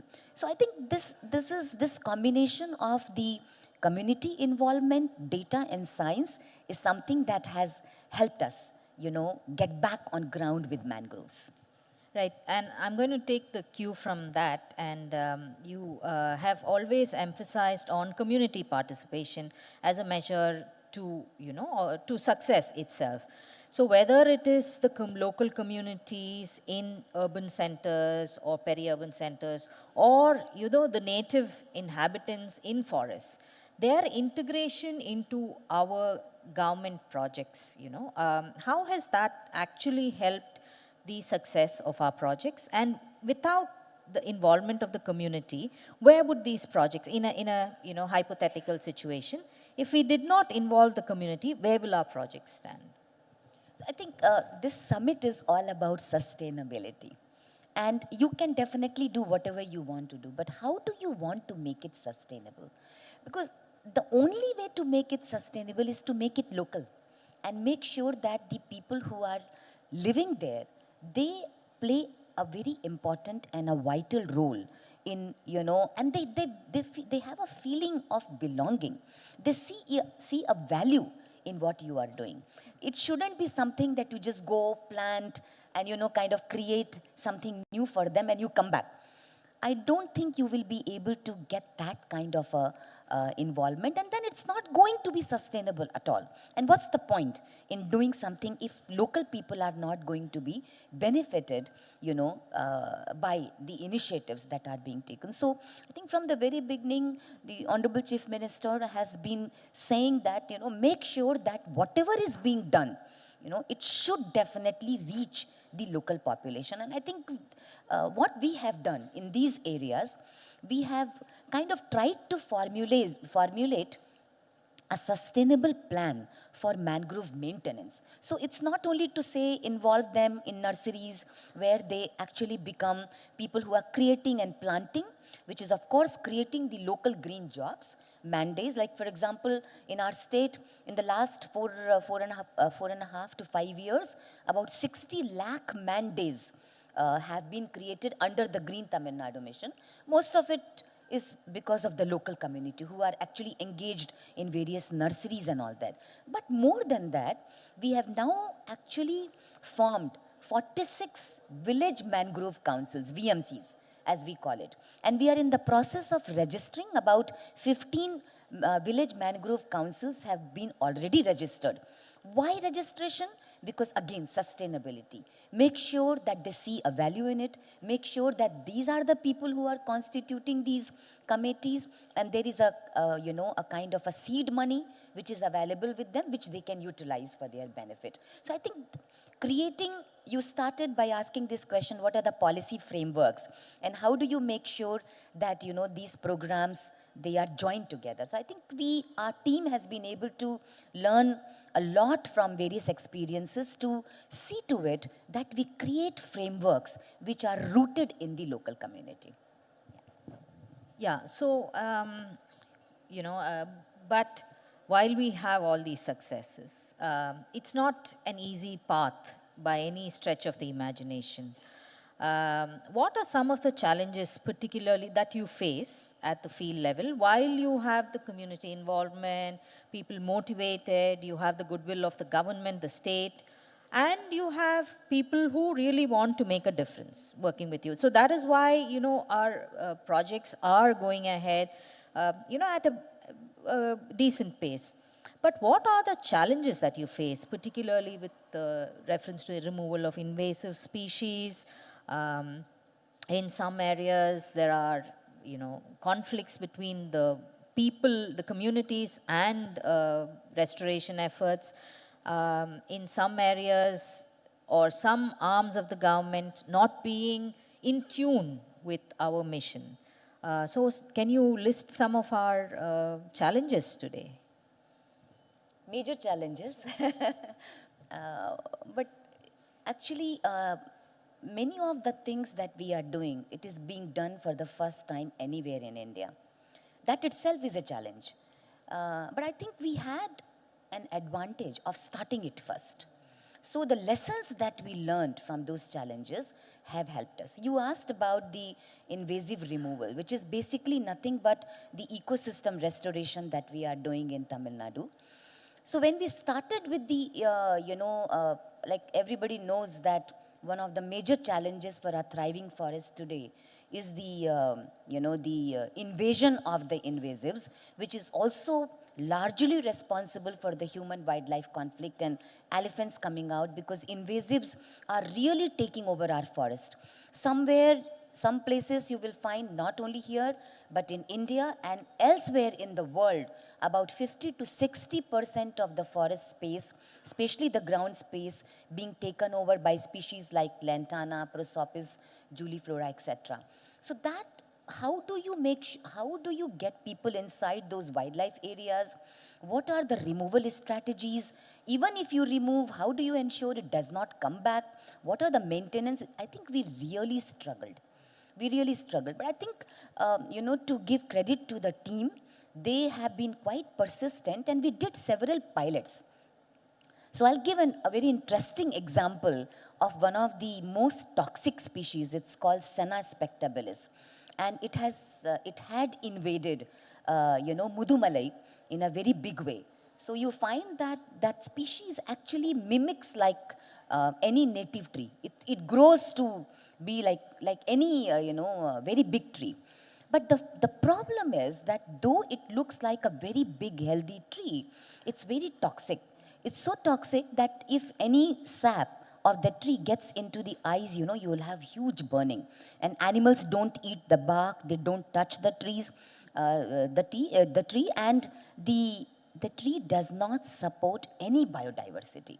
So what happens? It will mimic, and it will not allow any native tree to come up. So our challenge was, how do you make sure that, you remove this and ensure that, and it just comes up.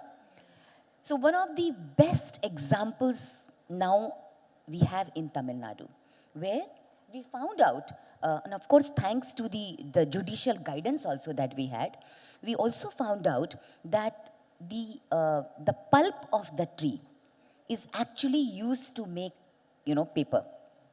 So how do you now design a strategy so that there is a sustainability and circularity, right? So what we did, we partnered with Tamil Nadu Newsprint and Paper Limited, which is TNPL. And they came over, they did a study, and they found that the senna tree is actually quite suitable for paper pulp. And today, the entire Mudumalai, we have removed quite a lot of the senna spectabilis to the extent that I think by the end of this financial year, the continuous removal by TNPL, taking to their factory in Karur in Kagadapuram and making paper out of it, which is a true principle of circularity, giving jobs to the local tribal community. That is something which Tamil Nadu has pioneered and has successfully implemented. So I just wanted to kind of read the figure for you. So senna spectabilis, we had about 2,448 hectares of area, and Tamil Nadu has already cleared about 80%, which is 1,963 hectares, leaving about 200 to 300 hectares, which we plan to clear it.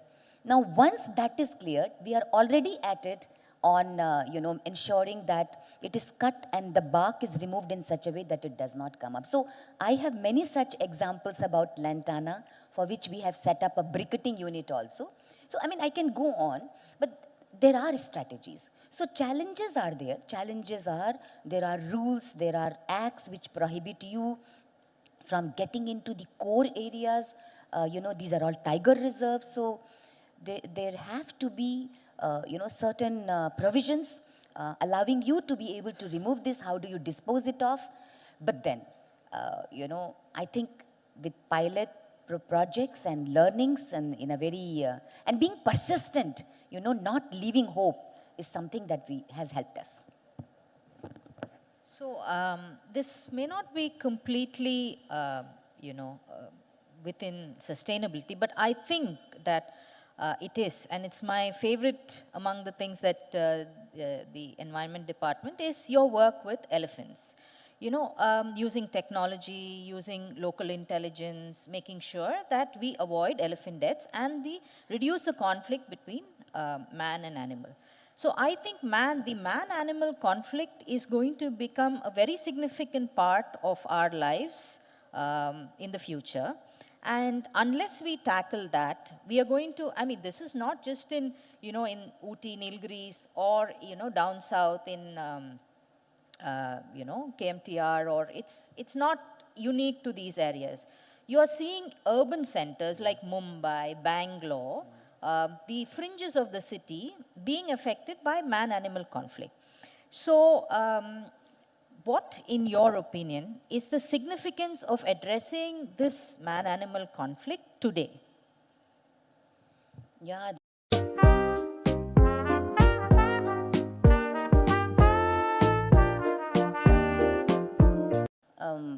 I must say that the state has followed the policy of conservation along with coexistence.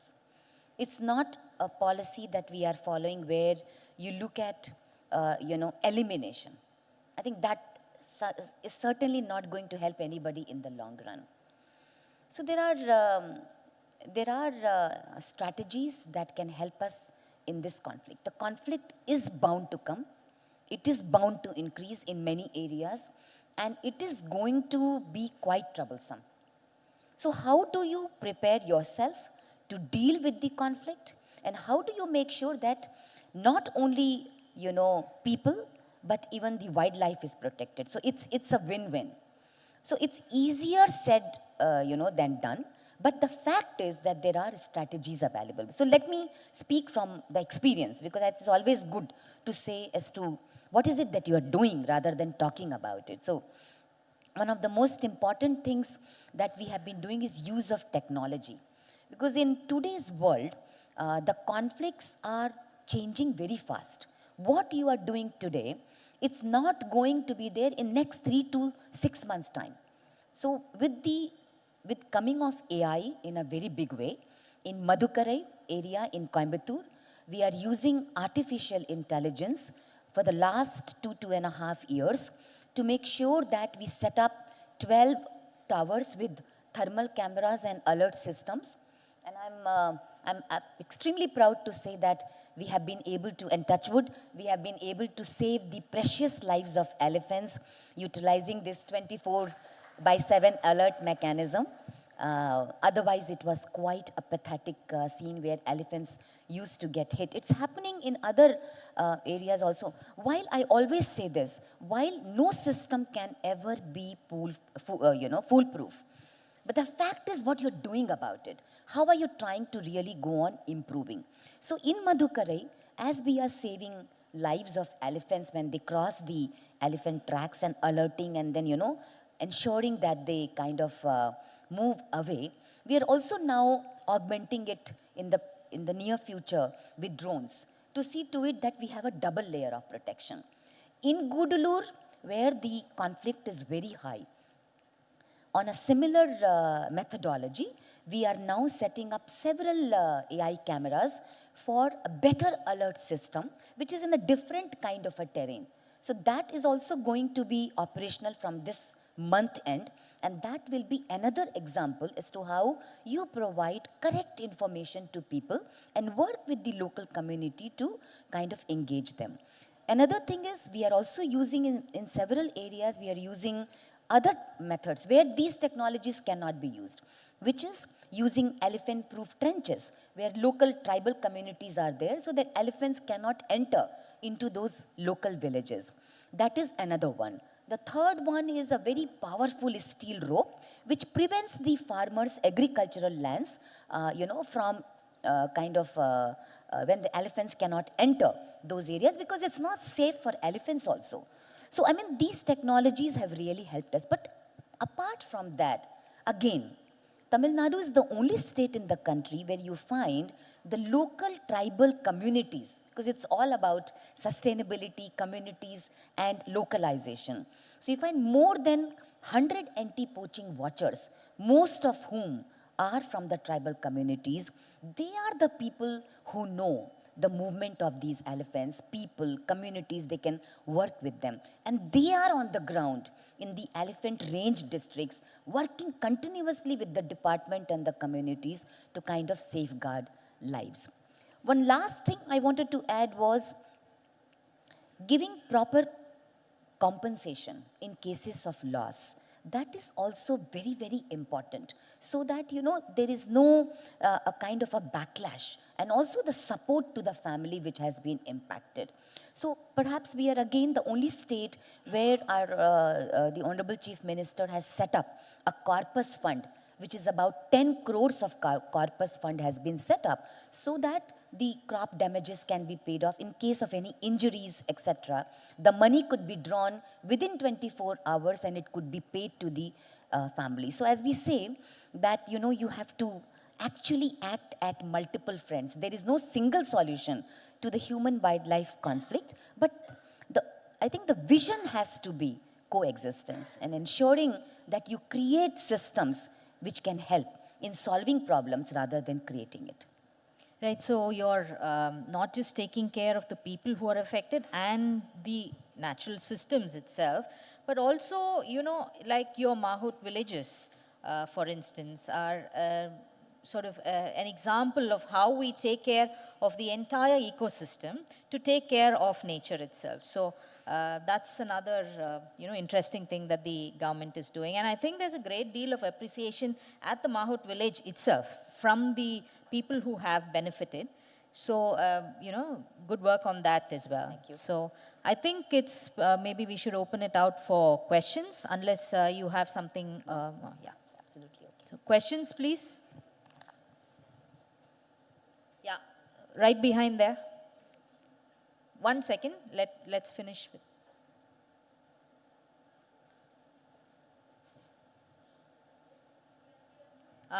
The lady, please. Anga kuduthurீங்களா? Can you give the mic to the lady, please? Hello, ma'am. I'm Dr. Aruna Ramachandran, professor in Department of Botany, Tyagarajar College, Madurai. My basic question is, Many people who are interested in gardening are more attracted towards the lantana as it has more beautiful flowers. As you said, it is a major threat to the ecosystem. But many of the nurseries still have continue to sell those because we are also doing consultation for other industries from our college for the herbal garden, butterfly garden, vertical garden, and those kind of things we do as a part of our extension activity. But many of the nurseries still happen to sell these lantana camera. They don't understand the threat that poses to the ecosystem. So what is your view on this, and how can we stop nurseries to, because government is utilizing more crores, lakhs and crores to evacuate this lantana camera. So kindly share your views on this, ma'am. Thank you. You are absolutely right. I think it is very important not to have it anywhere at all because it spreads very fast, and once it goes out, whether it is a private nursery or a private place or even outside the forest areas, it is more effort is needed in order to control it. So we have issued circulars to all the nurseries, private nurseries also, that these kind of exotic species which could be very dangerous for the ecosystem, they should not be grown, they should not be adopted, and they should not be. So this circular has already been issued, but I'm aware that there may be people who are yet to be reached out or who are not aware about it. So we are working again very closely with NGOs, apart from the fact that our DFOs are also constantly working with the local nurseries to make sure that it does not happen. But if anybody has any kind of an information, if any nursery is raising it, it's wrong and it should be reported, and we can work with them to kind of guide them as to how they can switch to native trees. Thank you. Hello, ma'am. Can you, he put his hand up first. We'll finish with him and come to you. Sure. Yes. Hello, ma'am. I'm Vivek from Chennai, OMR. Ma'am, கொஞ்சம் தமிழில் explain பண்ணிடுங்க. Ma'am, ரீசெண்டாக அந்த Pallikaranai marshal லேண்டில் வந்து ஒரு Ramsar land அது சம்மந்தமான ஒரு பிரிகேடுங்கிற ஒரு கட்டுமான நிறுவனத்துக்கு நீங்கள் இது என்வாயர்மெண்ட் டிபார்ட்மெண்ட்டுக்கு ஒரு அப்ரூவல் கொடுத்துருக்கீங்க. 31 அக்டோபர் அன்னைக்கு அந்த அப்ரூவலுக்கு சென்னை ஹைகோர்ட் ஸ்டே போட்டிருக்காங்க. தொடர்ச்சியாக சென்னை மாதிரியான ஒரு அர்பன் சிட்டியில் இருக்கிறது மழை வெள்ள பாதிப்பு ரொம்ப ஹெவியாக இருக்குது. அதில் இந்த நீர்நிலை ஆக்கிரமிப்பு ரொம்ப அதிகமாக இருக்குது. ஸோ இது குறித்து ஒரு கவர்மெண்ட் அஃபிஷியலாக நீங்கள் வந்து இந்த என்வாயர்மெண்ட்டை, ஏன்னா இந்த சஸ்டைனபிலிங்கிற இந்த டாப்பிக்லனால தான் நான் இந்த கொஸ்டின் பேசுகிறேன். ஸோ முடிஞ்சவரை அதை தவிர்க்கிறதுக்கு என்ன மாதிரி பண்ணலாங்கிற தாண்டி மேற்கொண்டு அதிகரிக்கிற மாதிரி இந்த மாதிரி ஆக்கிரமிப்புகளுக்கு அனுமதி கொடுக்குற மாதிரியான விஷயங்கள் தொடர்ச்சியாக நடந்துகிட்டு இருக்கு. அதே நேரத்தில் அந்த பகுதியில் இருக்க மக்களை அப்புறப்படுத்தி வேறு மைக்ரேட் பண்ணுறதுக்கான இதுவும் நடந்துகிட்டு இருக்கு. ஸோ இது என்ன மாதிரியான ஒரு இந்த ஈகோஸ்டில் நடந்துகிட்டு இருக்குங்கிறத ப்ளீஸ் எக்ஸ்பிளைன் பண்ணுங்கள் ma'am.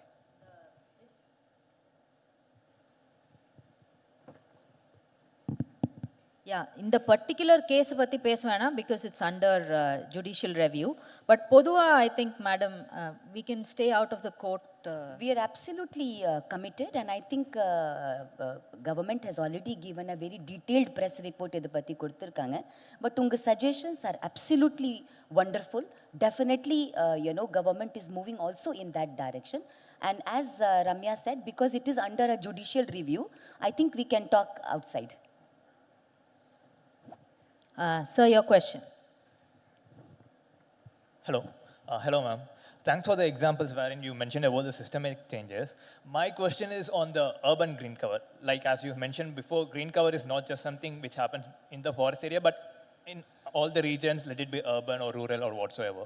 So my question is on the dwindling rate of forests or trees in the urban areas wherein we have, more development project which takes priority and which happens to the, the reducing rate of green cover. So what would be there are two questions over this.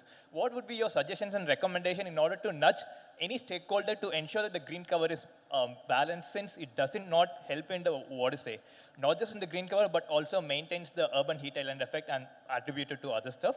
And my second question is on the less or the minimum focus given on tree transplantation in important areas, wherein saving a tree would be of much importance or much value rather than waiting for years and years to germinate a plant of tree.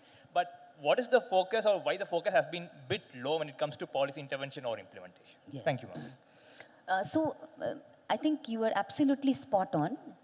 Because the urban heat is something that is becoming very serious, and a lot of work is being done about the, urban heat also. And one of the, what should we say, the most cost-effective way of tackling this is also the urban greening, which is, make sure that every little patch which is available or even larger areas in and around urban cities, we should be taking efforts to plant it. You would be seeing, even in Chennai, a lot of effort has been taken on the banks of the river, Adiyar River, or the water bodies. Siruseri, there is a massive rejuvenation of the water body that has recently been done. So all of this work is going on, and Tamil Nadu government is considering an urban greening policy. That policy is now under review, and it is in consultation with various departments, but government has already been kind of working on intensifying the efforts when it comes to the urban greening. So I'm very sure that this policy on urban greening, when it comes through, it will bring all the government departments, private institutions, NGOs, and everybody together to have a kind of synergy in greening these urban areas. I don't remember what your second question was. I forgot. Hello? The heat island effect, that is what you were mentioning. So I think my first answer would have focus on tree transplantation. See, the transplantation, there is a policy on tree transplantation, there is a strategy. It has not been very successful, that everybody knows. So while it is a very good idea that we should do, I think the first and the most important thing is not to cut trees. So I think we are the only state again where we have a green committee at the state level, and every district there is a green committee headed by the district collectors, where all the tree cutting permissions are being brought to the district collector, because they know, what exactly would be the requirement, and they are trying to kind of make sure that absolutely, only necessary cases, wherever minimizing the damage, it should be done. So that is one thing which is already going on. But transplantation, I think, is the area which is still evolving. Supriya, Tamil Nadu has also declared heat waves as a state-specific disaster, right? Yes, so that will also sort of allow people to have redress mechanisms when it is really hot. You are absolutely right, yes. Yes, please. Yeah. Yes. I am Dr. Ramanan from Director of Jindal Renewable Energy. Tamil Nadu is in the forefront of renewable energy as well. We are setting up 3 major solar power plants for 100 megawatt. But at the same time, as regards this rooftop solar, the state is lagging behind. It's a green energy compared to other states, Gujarat and Maharashtra. So what steps have been taken by Tamil Nadu government to increase the rooftop, which should be made mandatory for all new buildings, as it was done earlier when you were the secretary for water harvesting, rainwater harvesting. It should be made compulsory also for all multi-story buildings. Yeah. I feel that that can solve the problem. Yeah. I would like to have our views on that. Yeah. So, government of Tamil Nadu has recently set up a company especially to focus on the renewables and green energy. So you must have heard about this company called as the Tamil Nadu Green Company. It's not the Green Climate Company, it's another one. This is a green company. This is basically to put together all the initiatives, which is including solar, wind, and all the new areas that are coming up, including the rooftop solar. There is a specific officer, a dedicated office, and there is a kind of a mission mode approach again for the rooftop solar under this company. So you can go to their website. It's called the Tamil Nadu Green Company, and now they are actually kind of starting to emphasize on that, and you will see the progress very soon. Hello, ma'am. Yeah, the lady in blue has been standing for a while. Can you, we'll come back to you, sir.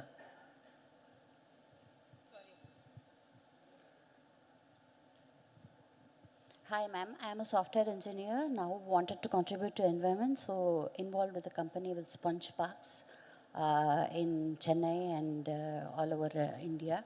So 2 questions. One is, can we do something about, there are national parks and garden schemes in several countries.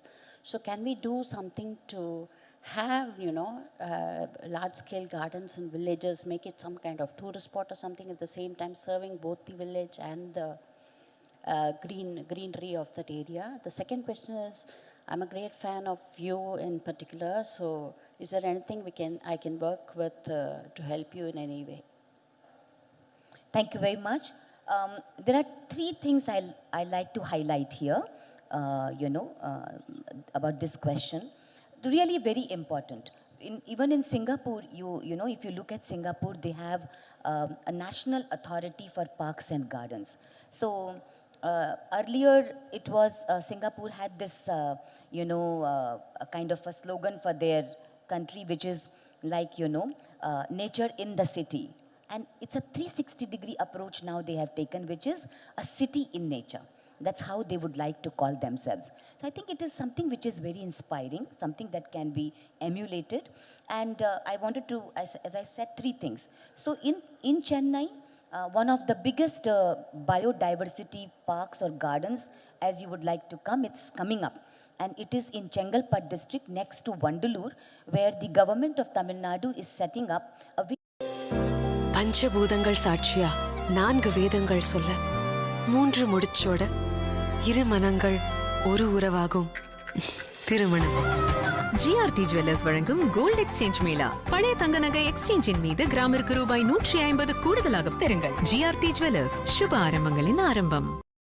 The work is already going on, land has already been identified, and the bids would be, floated very soon. And the period of the project is about 3 to 4 years. So that definitely will be something like a fantastic initiative is on its way. That is one thing. Second thing is that we have worked with the local villages and communities, and CM has announced that we will set up 100 village biodiversity parks. These are called as Margada Punjolais. So out of 100, 88 village biodiversity parks have already been completed. Each one is in not less than 1 hectare with the native garden and the village panchayat owning the a kind of responsibility to maintain it further once we develop and hand it over. So those they have been completed. Some are under construction or under development, as I should say. The third one I wanted to talk to you about is the industries have a very important role to play in greening. So as per the announcement of the government of Tamil Nadu, 1000 kurungadigal, that is small forests, they have been developed by and credit to the all the industries in Tamil Nadu, that within their premises or next to their premises, 1000 kurungadigal, small forest or micro forest, they have developed. So I think this is the way to go forward, to have more partnerships with the stakeholders, panchayats, local communities, also these cities, to make sure that these large gardens come up. And kindly write to us. We would be happy to partner with you. Thank you. Yeah, I think we're running out. Just one question, since you already have the mic. Yeah. Madam, my name is Senthil. I am from a company called Varam Sustainable Solutions. See, we manufacture biomass pellets. Okay. As per my knowledge, there are few companies which has been shut down recently because we are not getting enough raw materials. Even today, for Tamil Nadu, there are biomass pellets are coming from across north, from Madhya Pradesh, Uttar Pradesh, all those things. Of course, everybody knows about energy species like Jorifera or whatever it is. It's a very good source for biomass pellets actually. It is giving a calorific value of more than 3,500 to 4,000. But practical issue is, if we are not able to take it out from whatever the resources which is available state, if there is a district-wise, where there is a corridor, like a pellet manufacturer like us, where we can approach a collectorate or there is a separate person who can able to give us, because we are paying and taking it. It's not that we are taking it free of cost. If there is a tribal area, we can give them a machinery, if they can supply us wood chips, then it is going to be a very good boom for Tamil Nadu, because it has come from all the way from Madhya Pradesh, Uttar Pradesh, and you have to see the transportation cost, how much it has been. And what kind of technology we are using, it's a zero smoke. That's how our technology is. So we want government to help us to find out this raw material, because already 3 units have been closed because of we are not getting a raw material. Though the technology is available, it's a very old technology. So I just want to say a few words about that, how you can help us out. Thank you so much. But again, it is something that is highly technical, and I think we may not be having enough time to discuss it here. We can meet outside, and we can have a discussion with you outside. Thank you, Thank you so much. Other questions also, ma'am is available outside, so please speak to her. Thank you, Supriya, so much. It's always lovely talking to you, and I'm sure this session has been as enlightening for the audience as it has been for me. Thank you so much. Thank you so much, ladies and gentlemen, and we love seeing such enthusiastic participation from the audience. Please do keep it up throughout the rest of the day. Now I'd like to invite Mr. Shafiqur Rahman, General Manager, Tamil Nadu, the Hindu Group, to please felicitate Ms. Supriya Sahu. Thank you so much for joining us here today, ma'am.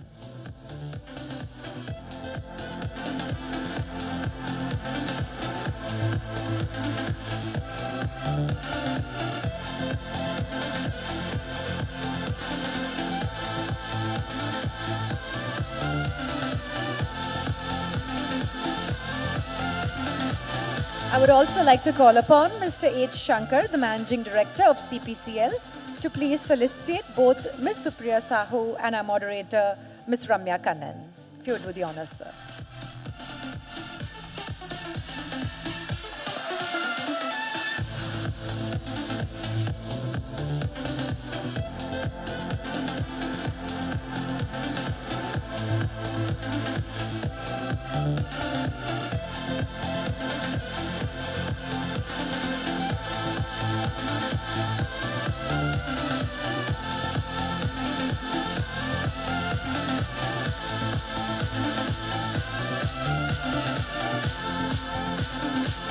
Thank you so much.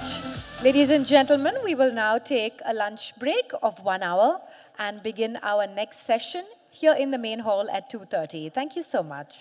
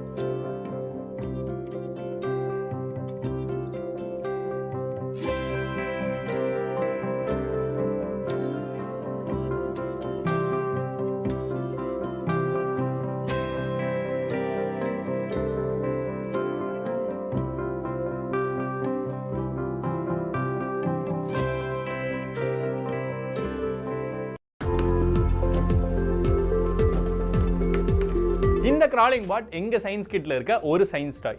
இது use பண்ணி உங்க பசங்க linear மோஷன்னா என்ன, circular மோஷன்னா என்னன்னு நிறைய science கான்செப்டை அவங்களே build பண்ணி கத்துப்பாங்க.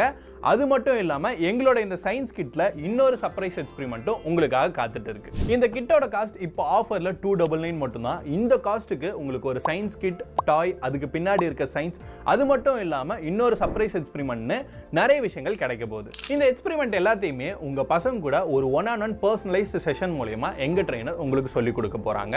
நீங்க இந்த ஒர்க் ஷாப்க்கு ரெஜிஸ்டர் பண்ண அப்புறம் இந்த கிட்ட உங்க வீட்டுக்கே நாங்க சென்ட் பண்ணிடுவோம். கிட்ட ரிசீவ் ஆன அப்புறம் உங்களோட ஃபிளெக்சிபிள் டைமிங்ல இந்த செஷனை நீங்க அட்டெண்ட் பண்ணிக்கலாம். உங்க பசங்க கிளாஸ் 1 to 8 படிச்சுட்டு இருக்காங்க அப்படின்னா உடனே கீழே இருக்க லிங்கை கிளிக் பண்ணி ரெஜிஸ்டர் பண்ணிக்கங்க.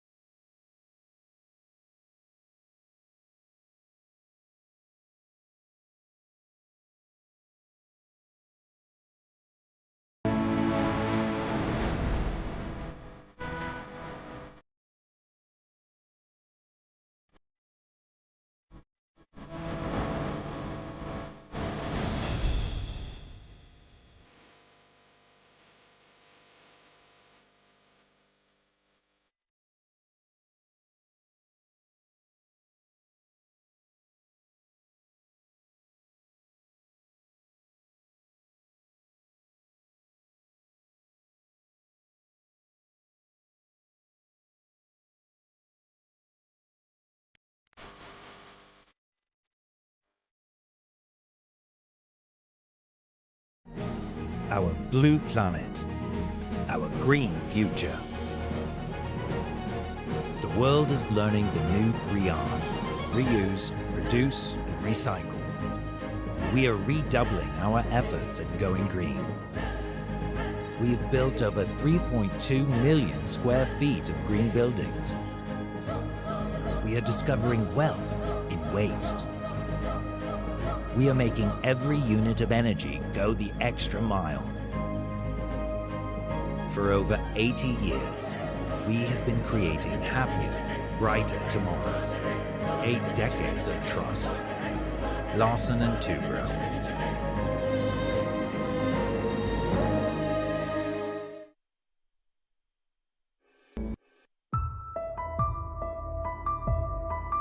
காலநிலை மாற்றத்திற்கு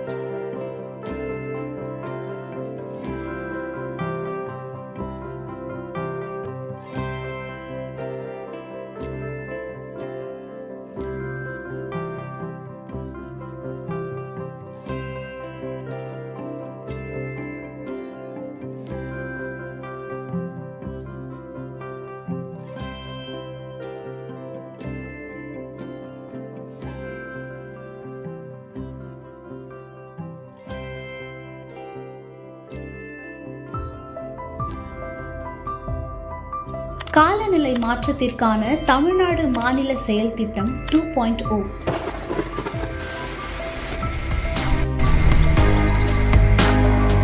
தமிழ்நாடு அரசு காலநிலை மாற்றத்தை ஒரு முக்கியமான பிரச்சனை என்பதை உணர்ந்து அதற்கான நடவடிக்கைகள் எடுப்பதில் உறுதியாக உள்ளது. காலநிலை மாற்றத்தை எதிர்த்து போராடுவதற்கு பல நடவடிக்கைகளை தமிழ்நாடு அரசு மேற்கொண்டு வருகிறது. காலநிலை மாற்றத்தால் ஏற்படும் முக்கியமான பிரச்சனைகளுக்கு தீர்வு காண்பதில் இந்த அரசுக்கு உள்ள பொறுப்புணர்வை இது எடுத்து காட்டுகிறது. காலநிலை மாற்றம் குறித்த மாநில செயல் திட்டத்தை செயல்படுத்துவதன் முக்கியத்துவத்தை அரசு புரிந்து கொண்டுள்ளதோடு மாறிவரும் காலநிலையால் ஏற்படும் அபாயங்களை கருத்தில் கொண்டு காலநிலை மாற்றம் குறித்த தமிழ்நாடு மாநில செயல் திட்டம் உருவாக்கப்பட்டுள்ளது. காலநிலை மாற்றத்திற்கான தேசிய செயல் திட்டத்தின் கீழ் வரும் தேசிய இயக்க பணிகளில் காணப்படும் காலநிலை தொடர்பான செயல் திட்டங்களை தமிழ்நாடு அரசு கவனத்தில் கொண்டுள்ளது.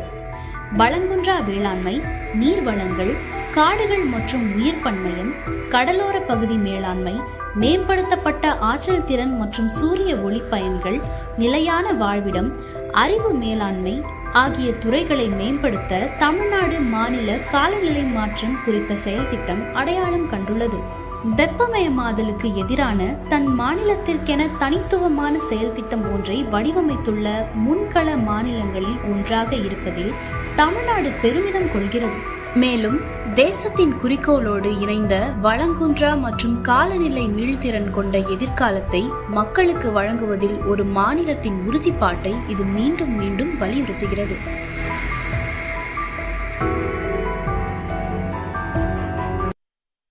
In a world of breaking news, we chose to break the mold. We are not the loudest voice. We are the one that makes you stop and think. We are the Federal. We chose to break the mold. We are not the loudest voice. We are the one that makes you stop and think. We are the Federal.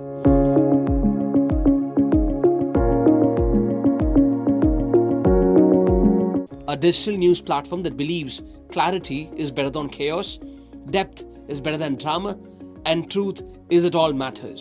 From a single edition in 2019 to 5 thriving regional editions across languages and states, Telugu for Andhra and Telangana, Kannada for Karnataka, Hindi from the heart of Delhi, and English where it all began, we have grown, not just in reach, but in purpose.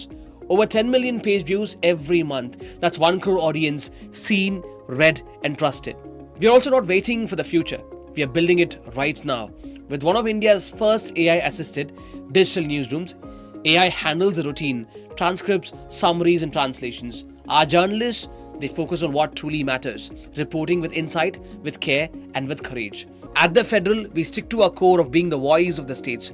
We dive into stories that define center-state dynamics, from delimitation to the national education policy to the 3-language formula. These are stories that shape India, not just for today, but for generations to come. And when change makers want to be heard, they come here and they choose the Federal. Arvind Panagariya, Sridhar Vembu, Anbil Mahesh Puthiyathalaimurai, Josh Feldman, Annamalai, Arvind Subramaniam, Arun Chauri, Gukesh, just a few of the names who chose the Federal to say what matters. On video, we found a rhythm. Capital Beat with Neelu Vyas tackles politics without the noise. Hello and a warm welcome to Federal's special program, Capital Beat. Off the beaten track with Nilanjan Mukhopadhyay brings rare voices to the surface. Talking sense with Srini. Federalism is there in Constitution and the basic structure of the Constitution cannot be altered. For thought-provoking perspectives, C-suite conversations to feed our viewers with thought leadership. We have brought up now a technique called pinhole surgery. New shows, fresh formats, growing followings. And our newsletters, daily news, lifestyle, long-form human interest stories, smartly curated, widely read. We don't just publish, we do events, we partner with photo festivals, with institutions, with young journalists and curious audiences, because journalism isn't just about what we do, it's what we stand for. In a complex country, we owe you more than just headlines. We owe you honesty, context, courage. We are the Federal, curious, credible, uncompromising. We are just getting started. Stay Federal. Unlike newspaper, Shakkar Kama.